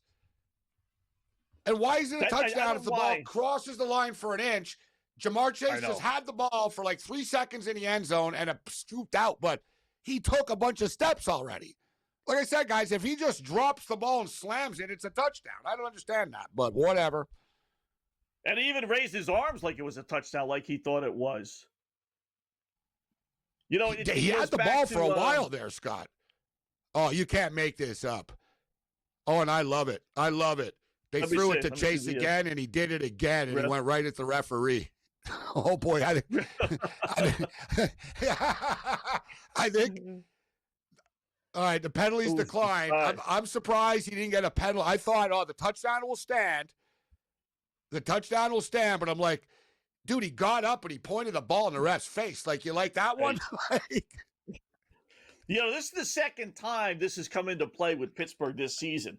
In the game against Seattle, Gabe, the silent play when the guy, the dumb kid let the ball bounce into the end zone and just stood there. Right. But the Seattle player grabbed the ball and then flipped it back into the end zone as he was falling out of bounds to keep the ball in play, and then they ruled a touchdown. Because the Pittsburgh player, if you watch that play, the Pittsburgh player actually recovered the ball in the end zone. But they ruled that the Seattle player who grabbed the ball to throw it, to keep it in play, we'll say, had a touchdown because he barely had it for a second. So this is the second time it's like, it's worked. This time it worked for Pittsburgh because they ruled it not a touchdown. But anyway, they get the touchdown anyway. Just one of the goofy things. So 10-7. That was big. We get the Jamar Chase touchdown. So you know what? Yes. There's been 2 touchdown scores in this game, and we've given the audience both of them. Yeah. Jonnu Smith and Jamar Chase. And we told you about, Flacco throwing to Chase. It's not just, rhetoric. I saw it last week, and then I saw it the first couple of quarters. He's, whether it's designed, whether it's just him being smart, or whether it's just, Jamar Chase is their best player. He's got 5 receptions for 40 yards, and they've thrown to him 7 times. Wow. And we're midway through the second quarter, Gabe. So I got to jump in on. You know what? I wanted to bet. I did take him to take a touchdown, but what was the prop before? It was 6.5, right? So it wasn't cheap. They kind of knew, all right, they're going to throw him the ball a lot. What's the updated number right now in game? Because they're not going to stop throwing it to him. You got to give Higgins a ball or two still, but right. His receiving yards 40 now, 87.5. FanDuel doesn't have updated Oh, I guess they do actually today. Sometimes they do. Sometimes they don't. Receptions 9.5. I got for him. 9.5 receptions. Yeah, 9.5. FanDuel, you got to go into the alt receptions, and they listed, Okay, here's 6, one. 7, 8, 9, 10, whatever. I'm going T. Higgins because, you got to keep Jamar Chase happy, but you can't just ignore T. Higgins either. T. Higgins already has 2 catches. His prop is 4.5 right now. So, look, if I bet Jamar Chase right now, I need to have 5 more catches. I wouldn't be surprised if Chase had another touchdown, but T. Higgins, you're telling me he's not going to catch 3 more footballs in this game? He's got 2 already. I'm going to go over 4.5 with T. Higgins. I think FanDuel's got Chase Brown -6. What does that mean? How can he have -6 receptions? That doesn't make any sense. -6 receiving yards, probably? Yards. The yards, that is. Okay, yeah. All right, we got an update in Seattle, too. All the talk about Max Scherzer, Luis Castillo's in trouble, Scott. Bases loaded. Bases loaded for the Blue Jays. 1 out. And there's already up 2-1. And what did I tell you last night? And look at, wow. Luis Castillo has just been pulled from the baseball game. Whoa. Wow. Dan Wilson panics early. Wow, nowhere near. How many outs did he get? How many? There's just 1 out right now. We got 1 out. He got 4 outs. He recorded 4 outs. 7. No, my bad. We're in the third, not the second. So you're right. So 7 outs. 7 outs. Either way, well under. Wow. Remember what I right? said yesterday, too, before the game? I said, the Blue Jays win and Mariner fans will start to panic a bit. They just showed a crowd shot. The classic Mariner fans biting their nails, kind of looking shocked. You know what I mean? Yeah. A lot of bad things have happened to this franchise over the years, bro. They've never made the World Series. They're not there yet. Yeah. And if they don't make it this year, when they had a 2-0 series lead. I know. In a wide open AL with a 2-0 lead. In a wide open AL. Yeah. With three games at home, no less. Because the Astros will be back next year. The Astros will be pissed off. They'll be good again. Yeah. Texas will spend some money. Yankees will still spend some money. Blue Jays ain't going anywhere. The Blue Jays are stacked. Yeah. They're not going anywhere. Yeah. Now you're bringing a guy who's got an ERA of 5 in the game. Boy, this would really be like.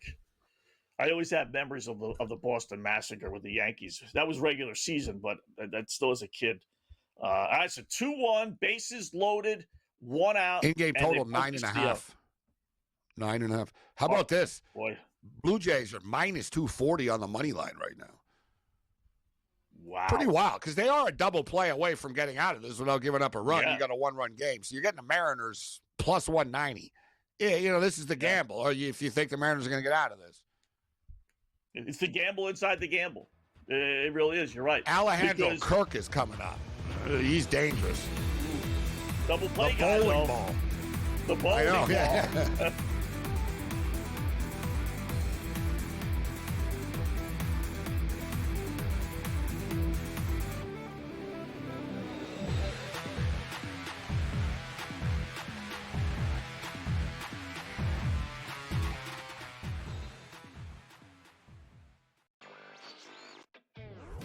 At some point this year, next year, states are going to ask for Kalshi to be taxed. And I think they're going to have to pay taxes if they continue to operate in this space.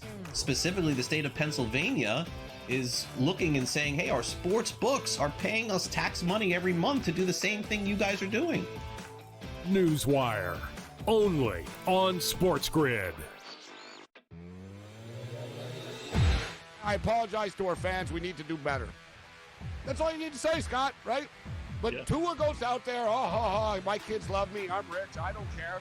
You got your dumbass coach coming out here, and we play to win. You got to win the game, and you got to win. And, dude, the Dolphins press conferences make it way worse.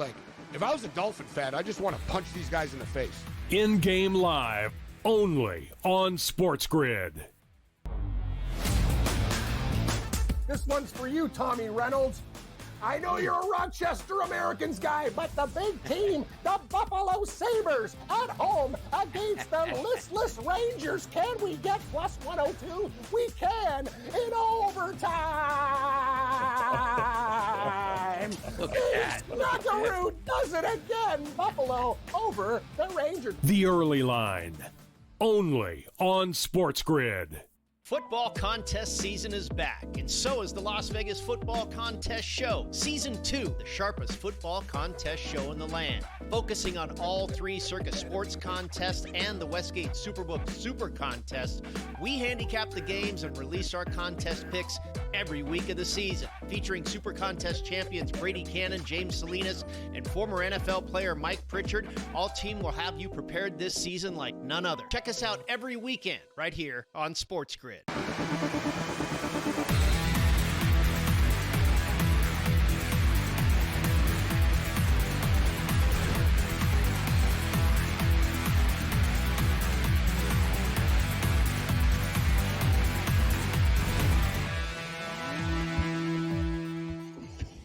All right, moment of truth here in Seattle. The first one, anyway. Seattle with the Toronto, actually, with the bases loaded. Seattle, though, with the moment of truth. Can they get out of this thing?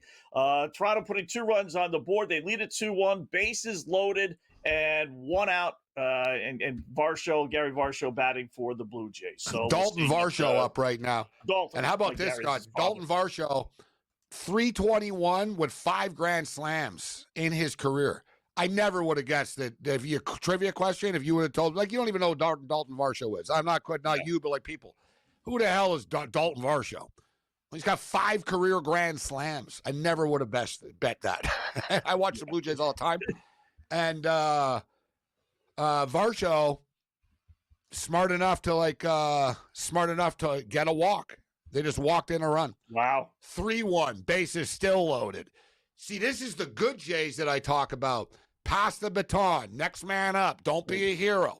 They get back to Toronto. They want to be a hero. Here on the road, they're like, no, all right, just take it. Moneyball. You know, walks are good. Walks are good in the playoffs. Right. Now it's Ernie Clement up, who's hitting 481 in the postseason. Another guy that nobody really knows who he is, but Ernie Clement hitting 481. Well, actually, Yankee fans know who he is. Yankees lose. Yeah, they clearly know. So, all right, this has got yesterday carbon copy written all over it. This is why I did the 3.5 team runs at the beginning of the show versus betting on Seattle tonight. Ooh, the Bungles score a touchdown. How about that? Who scored, Pat? T. Higgins. Man, I wanted to get on that. I knew they were going to get T. Higgins some food.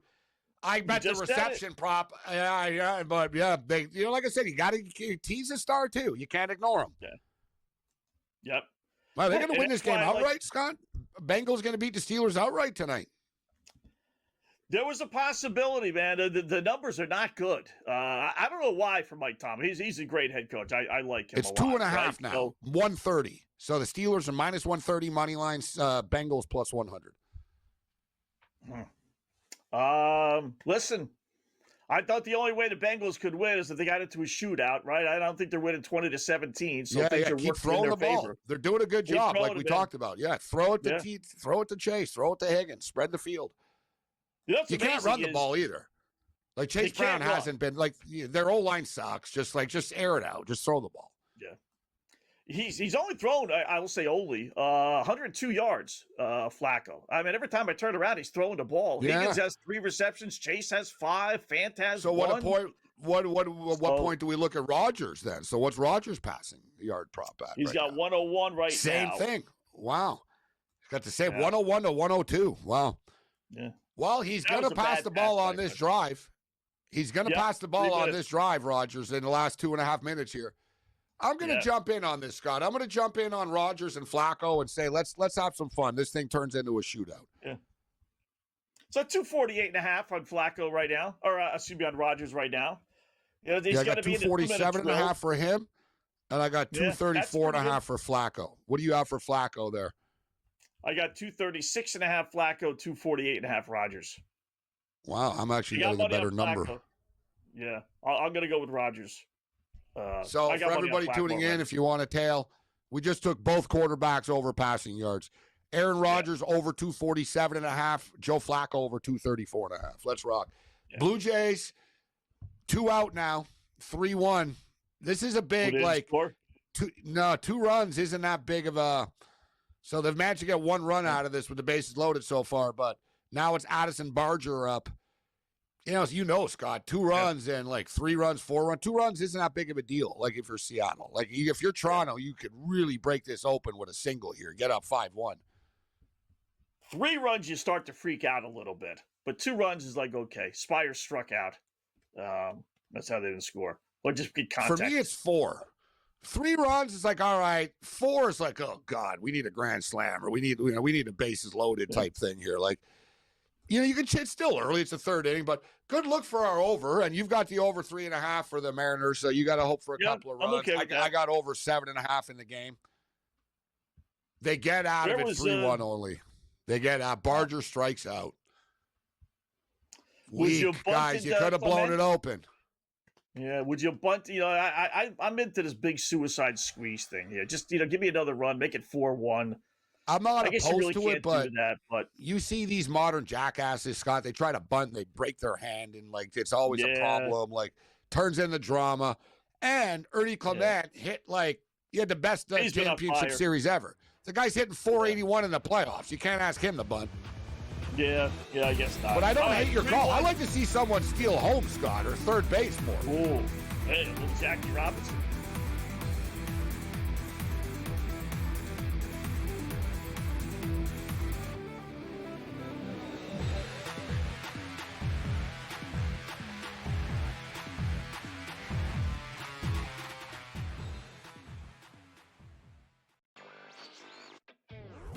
at some point this year, next year, states are going to ask for Kalshi to be taxed. And I think they're going to have to pay taxes if they continue to operate in this space. Specifically, the state of Pennsylvania is looking and saying, hey, our sports books are paying us tax money every month to do the same thing you guys are doing. Newswire, only on Sports Grid. I apologize to our fans. We need to do better. That's all you need to say, Scott, right? But Tua goes out there, my kids love me, I'm rich, I don't care. You got your dumbass coach coming out here, and we play to win. You got to win the game, and you got to win. And, like, dude, like, the Dolphins press conferences make it way worse. Like, if I was a Dolphin fan, I just want to punch these guys in the face. In-game live, only on Sports Grid. This one's for you, Tommy Reynolds. I know you're a Rochester Americans guy, but the big team, the Buffalo Sabres, at home against the listless Rangers. Can we get plus 102? We can in overtime. Knockaroo does it again. Buffalo over the Rangers. The early line, only on Sports Grid. Football contest season is back, and so is the Las Vegas Football Contest Show. Season 2, the sharpest football contest show in the land. Focusing on all 3 Circus Sports contests and the Westgate Superbook Super Contest, we handicap the games and release our contest picks every week of the season. Featuring Super Contest champions Brady Cannon, James Salinas, and former NFL player Mike Pritchard, all team will have you prepared this season like none other. Check us out every weekend right here on Sports Grid.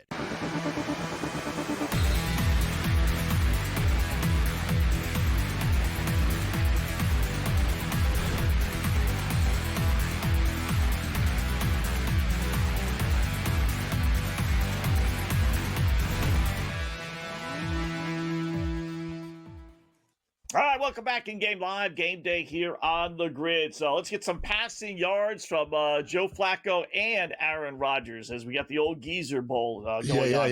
14-10, not a bad game. Yeah, though. I figured you like that. Warning. Yeah, you and I can't call it out because our combined age, unfortunately, is older than them. Yeah. Yeah. So, but you can't help it. I know the kids are calling it the Unk Bowl, right? The Unk Bowl. We call it the Dad Bod Bowl. This is a lot of cheesy reference out there, but it happens to be the 5th oldest matchup in NFL history between quarterbacks. Wow. Brady and I'm thinking, I think Drew Brees, right? I'm thinking, I don't know the other 4, to be honest with you. So I saw the stat that it was the 5th, but I was thinking off the top of my head, I'm sure you would think the same. All right, Brady Manning, okay, they have to be up there. Yeah.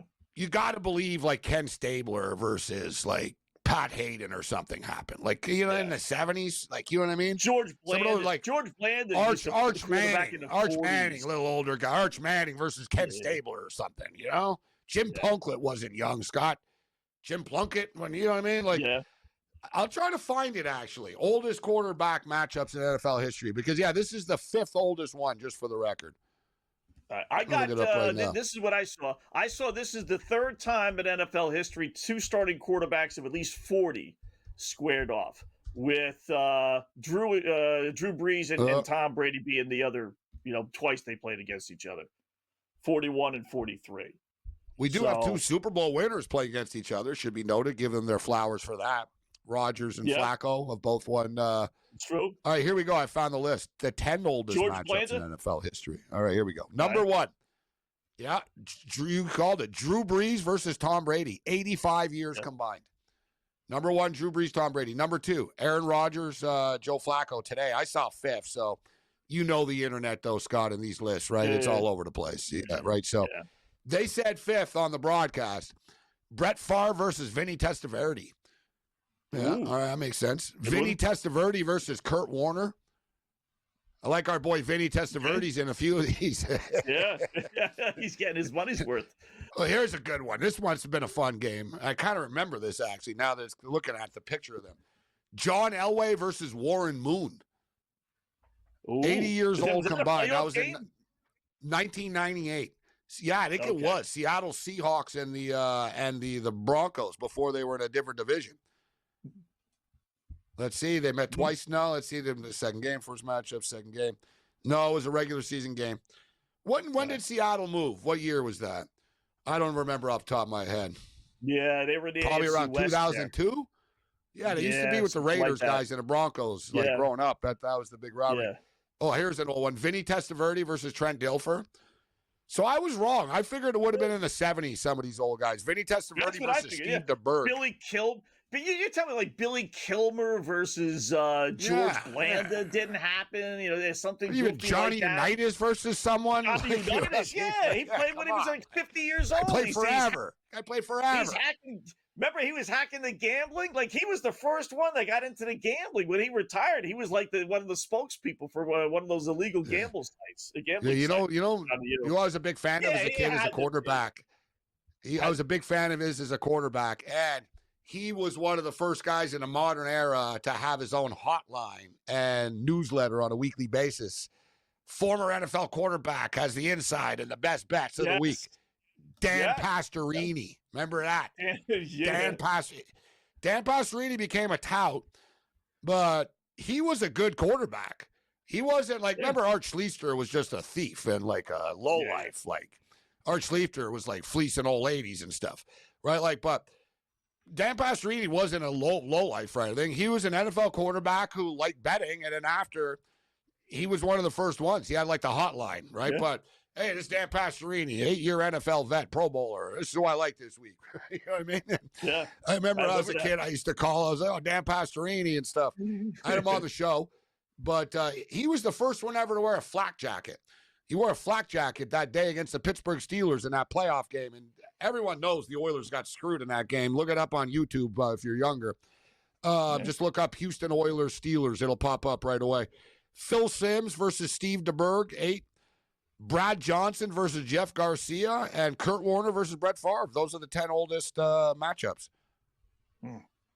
I bet that's wrong. Because Johnny Unitas played a long I time. agree with you. This is the sporting news that's saying this. Yeah, there's got to be a Johnny Unitas versus a Craig Morton or something goofy like that. There just has to be. So maybe we don't believe it. That was we don't believe it. There you go. That was those were good Houston Oilers teams. They couldn't get past Pittsburgh. That was the Bum Phillips, right? We approached the door last year. Or what was it? We approached the door last year. We knocked on the door this year, and next year we're going to kick the son of a bitch down. One of the old-time great quotes from Bum Phillips. Never got there. Never. I think it was 78. I think it was 78 that game. Might have been 79. I think it was the year the Cowboys, they played the Steelers, Cowboys-Steelers in the Rose Bowl in Pasadena. Remember when Buddy on the Cowboys dropped the pass in the end zone? Yeah. Jackie Smith. Jackie Smith. Yeah. So... he was like one of the first American GOATs, like on big TV and stuff. Like he had that big Bill Buckner moment. You know what I'm saying? Yeah. The NFL wasn't on TV. It was on TV before, but it wasn't like that was sort of the coming of age for the NFL. The Pittsburgh Steelers, Mean Joe Green in the Coke commercials, and you had the Dallas Cowboys, America's team versus the Pittsburgh Steelers in the Super Bowl at the Rose Bowl of all places. How are you going to top that, I grew up in Jersey, and the big thing, Gabe, you'd get the TV guide in the mail, and you'd figure out which network had the doubleheader. It was CBS the game and of the week. back then. Like, oh, because we always had Jets and Giants, so we didn't get like a double. I got the same stuff all the time. I grew up on AFC East and NFC East. I watched football on WPTZ, Plattsburgh, New York. So I got all that, and I got the Bills Jets games. Right, it was the Bills and the Jets, and like I was like all kids in New York. I was in New York, but no one liked the Jets. Right, that's why you're a Dolphin fan. Everyone no one liked the Jets and Giants were bad in like people our age's era. Right, like the Jets were always bad. I remember like Joe Namath was around, but he didn't play anymore. I'm talking about the Ken O'Brien and the who was the other guy? Boomer was there. Boomer Science, Ken O'Brien. Before Boomer, though, the 70s. There was Ken O'Brien. Who was the guy before Ken O'Brien? Oh, Richard Todd. Richard Todd. Yeah. Richard Todd. Exactly. with my man. You know, Greg I always Buttle. used to say, Scott, and I was a Bills fan in those days too. I grew up a Bills fan. Like Joe Ferguson was the quarterback, and Joe Cribbs was the running back and stuff. But I was always like, I always found it crazy at Jet games. I was like, oh, well, we're playing at the place where there's always garbage on the field. Shea Stadium would always have plastic bags like on the 40-yard line. The wind used to blow, all the exactly. trash would go. Could be like a McDonald's bag, like blowing in the end zone. It was like just trash. You know, there's a Marlboro pack on the 50-yard line. Better kick it aside. Every Jets highlight you see from that era would have that. I guarantee. Just Google Jets in the 70s, some highlight, right? Yeah, you'll see a plastic bag somewhere. See that going in the background there. Yeah. Oh, what a dump that was. So, Aaron Rodgers interception again. So Bungles has the ball, 39 seconds left. I thought about that before the game, Scott. You can't bet everything, but I actually thought, you know what? I wouldn't be surprised if both quarterbacks threw an interception tonight. They're both older. They're both going to throw the ball. You know what I'm saying? Yeah. Well, Cincinnati could do some damage before the end of the half here. Yeah. This is, they got a chance to really win this game. They're up 14-10, and they get the ball now, 39 seconds left. So if they could get into field goal range, go up 17-10, I'll tell you what, Pittsburgh could take an absolute stranglehold on the division with the win today. A Bengals win will cut the lead to 2, which is still halfway decent, but 2 versus 4 is pretty huge. So since he's got it at their own 45-yard line, 36 They're seconds going to screw left. Chase out another catch here. Like there seems to be a debate here. Like he's going to get real mad soon, this dude. He keep messing with his balls, man.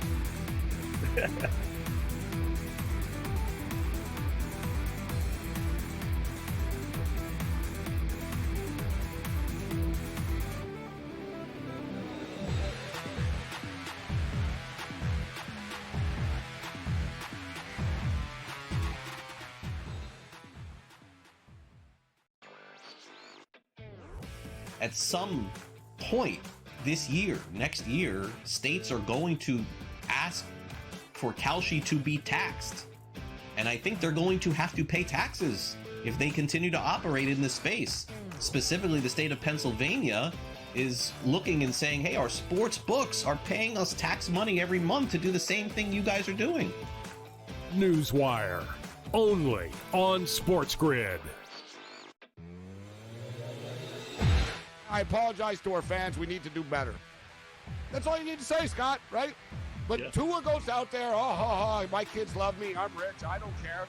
You got your dumbass coach coming out here, and we play to win. You got to win the game, and you got to win. And, like, dude, like the Dolphins press conference is making it way worse. Like, if I was a Dolphin fan, I just want to punch these guys in the face. In-game live, only on Sports Grid. This one's for you, Tommy Reynolds. I know you're a Rochester Americans guy, but the big team, the Buffalo Sabres, at home against the listless Rangers. Can we get plus 102? We can in overtime. Snuggaroo does it again. Buffalo over the Rangers. The early line, only on Sports Grid. Football contest season is back, and so is the Las Vegas Football Contest Show. Season 2, the sharpest football contest show in the land. Focusing on all 3 Circa Sports contests and the Westgate Superbook Super Contest, we handicap the games and release our contest picks every week of the season. Featuring Super Contest champions Brady Cannon, James Salinas, and former NFL player Mike Pritchard, all team will have you prepared this season like none other. Check us out every weekend right here on Sports Grid.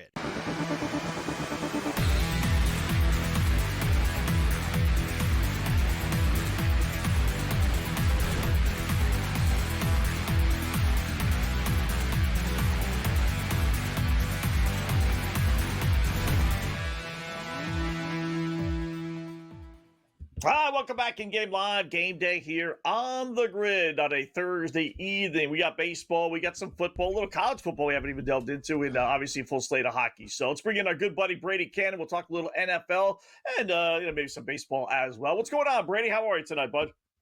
Oh, I'm good. And, we got a pretty decent game here on Thursday night. The Bengals have finally shown up. And, I tell you, that Pittsburgh defense, I think, is finally being exposed. This is a different Pittsburgh defense than we're used to. And what I mean by that is it's not that great. If you look at the numbers, they're relatively average, but they're getting eaten up by a pretty decent offense. And obviously Flacco, a huge difference to that offense for the Bengals versus Jake Browning. But the other side of the coin is that defense is so poor for Cincinnati. The pass rush has been absolutely non-existent. It's a weird game here. I mean, if Pittsburgh can just avoid the turnovers, I think they win this one pretty easily. But Pittsburgh's offense, you're right about the defense this year, but you look at the offense, and you brought it up earlier, and the Blue Jays just scored again. 4-1 as we speak. Wow. Double, Springer double. Cash the over 1.5 bases. Springer plus 135 as well, baby.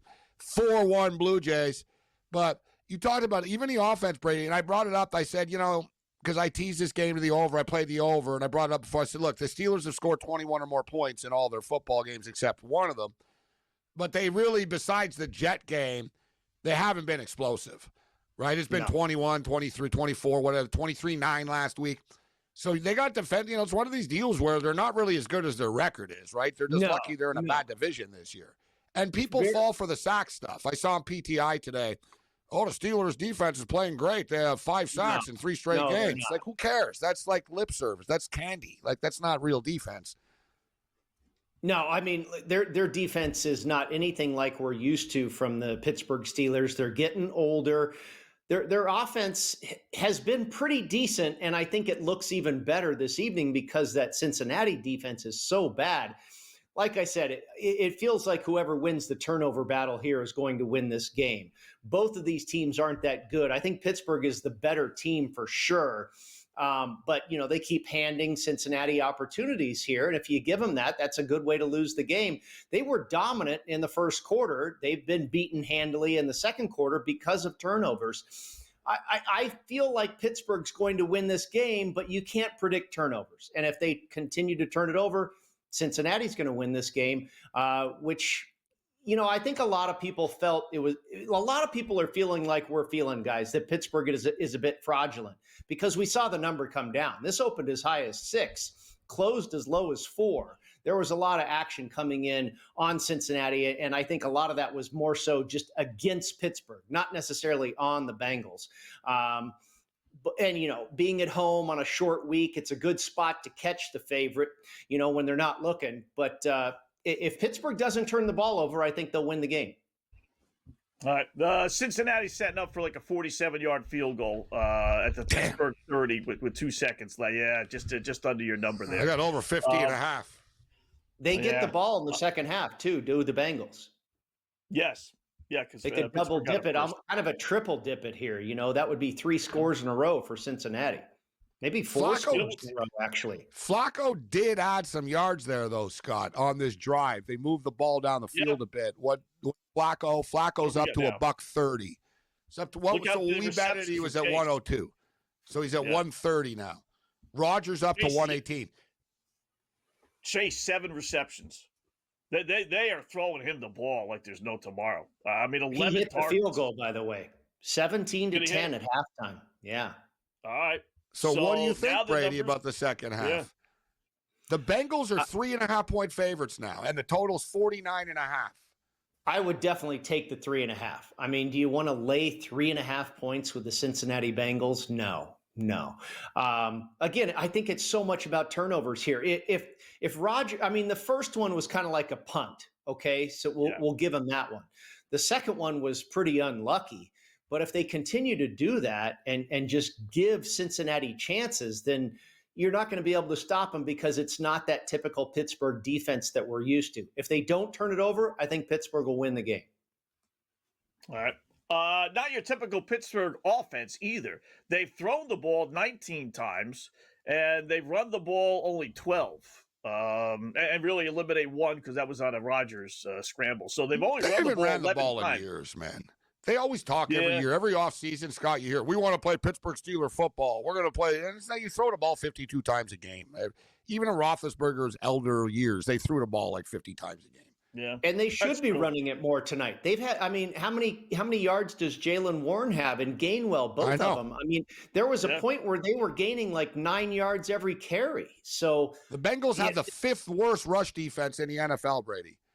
They have the 2nd worst pass defense, right? So I think they're come on, guys. Like, if you don't turn it over, it's hard not to lose this game. So what are they doing then throwing the ball 20 times? They're averaging over 5 yards a carry.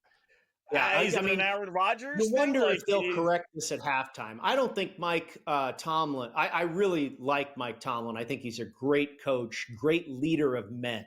I don't know if he's a great, halftime adjustments guy. We'll see if he is. I think on the other side right here, because it shouldn't be that hard to figure it out. It seems like you and I know about it. That means those guys ought to know. Yeah. We've seen this before, though, with this Pittsburgh team, though, whether it was Roethlisberger late in his career or Kenny Pickett or Mitch Trubisky, they always start out well, it seems like, and then they fade down the stretch. Do you get the sense this Steeler team is going to be any different? Well, I have the team over 8.5 wins. What do you got? Home run? We got another run on the board. Seattle. The Dodgers, 5-1 Toronto. Oh, wow.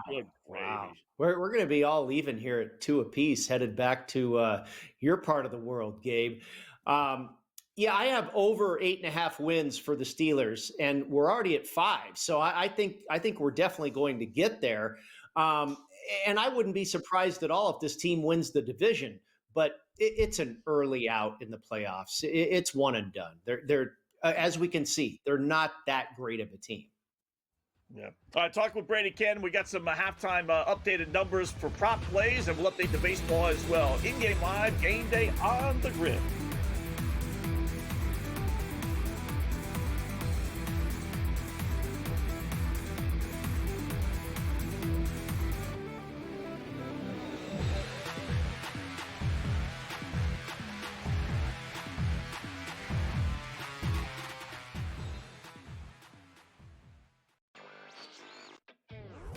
At some point this year, next year, states are going to ask for Kalshi to be taxed. And I think they're going to have to pay taxes if they continue to operate in this space. Specifically, the state of Pennsylvania is looking and saying, hey, our sports books are paying us tax money every month to do the same thing you guys are doing. Newswire, only on Sports Grid. I apologize to our fans. We need to do better. That's all you need to say, Scott, right? But Tua goes out there, my kids love me. I'm rich. I don't care. You got your dumbass coach coming out here, and we play to win. You got to win the game, and you got to win. And, the Dolphins press conferences make it way worse. If I was a Dolphin fan, I just want to punch these guys in the face. In-game live, only on Sports Grid. This one's for you, Tommy Reynolds. I know you're a Rochester Americans guy, but the big team, the Buffalo Sabres, at home against the listless Rangers. Can we get plus 102? We can in overtime. Snuggaroo does it again. Buffalo over the Rangers. The early line, only on Sports Grid. Football contest season is back, and so is the Las Vegas Football Contest Show. Season 2, the sharpest football contest show in the land. Focusing on all 3 Circa Sports contests and the Westgate Superbook Super Contest, we handicap the games and release our contest picks every week of the season. Featuring Super Contest champions Brady Cannon, James Salinas, and former NFL player Mike Pritchard, all team will have you prepared this season like none other. Check us out every weekend right here on Sports Grid.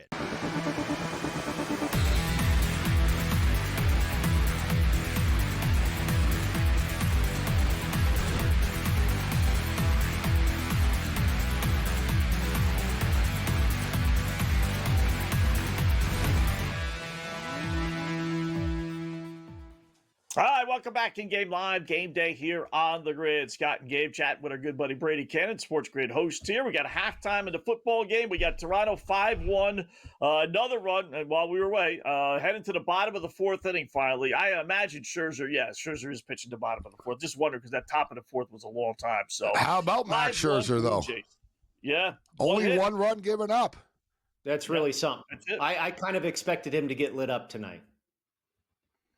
I think we all did, except the boys in Vegas, Brady, who somehow I rolled the dice, Brady. Blue Jays, apparently. I rolled the dice and took the Blue Jays tonight, believing that Scherzer could find something, right? And I also believe that the Blue Jays could hit Luis Castillo tonight, and they did. Castillo's not the same pitcher as he was a couple of years ago. I agree. They got to him early. I was basically my bet against Max Scherzer was to take the over first 5, and that hit. But I didn't necessarily expect this.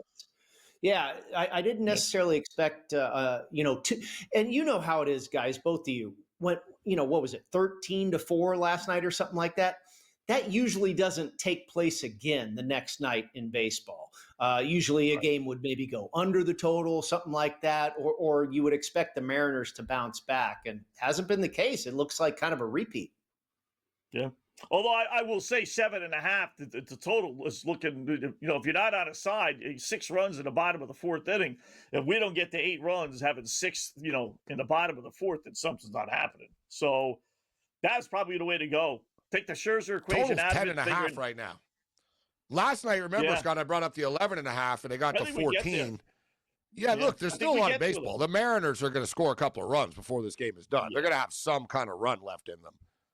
Yeah. By the way, that football game is bouncing all around. I looked here right when we came back from break, and it had gone down to Bengals -2.5. And I said, well, that's a pretty big move.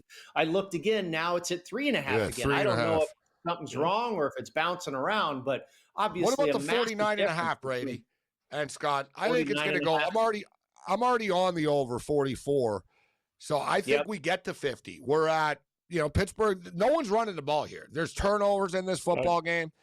They don't seem to be able to stop Jamar Chase or T. Higgins. To be honest with you, or Chase Brown. They're going to throw. Yeah, so Pittsburgh's going to throw the ball down the field to DK Metcalf here. I wouldn't be betting the under, Scott, 49.5. What do you think, Brady? No, I'm totally with you. I thought, and that's a great play on over 44. Nice number there, because I think it was as high as 45.5 or so at the close. And, those were the betting patterns in this game. People were hammering the Bengals. And again, I think that was more of a bet against Pittsburgh.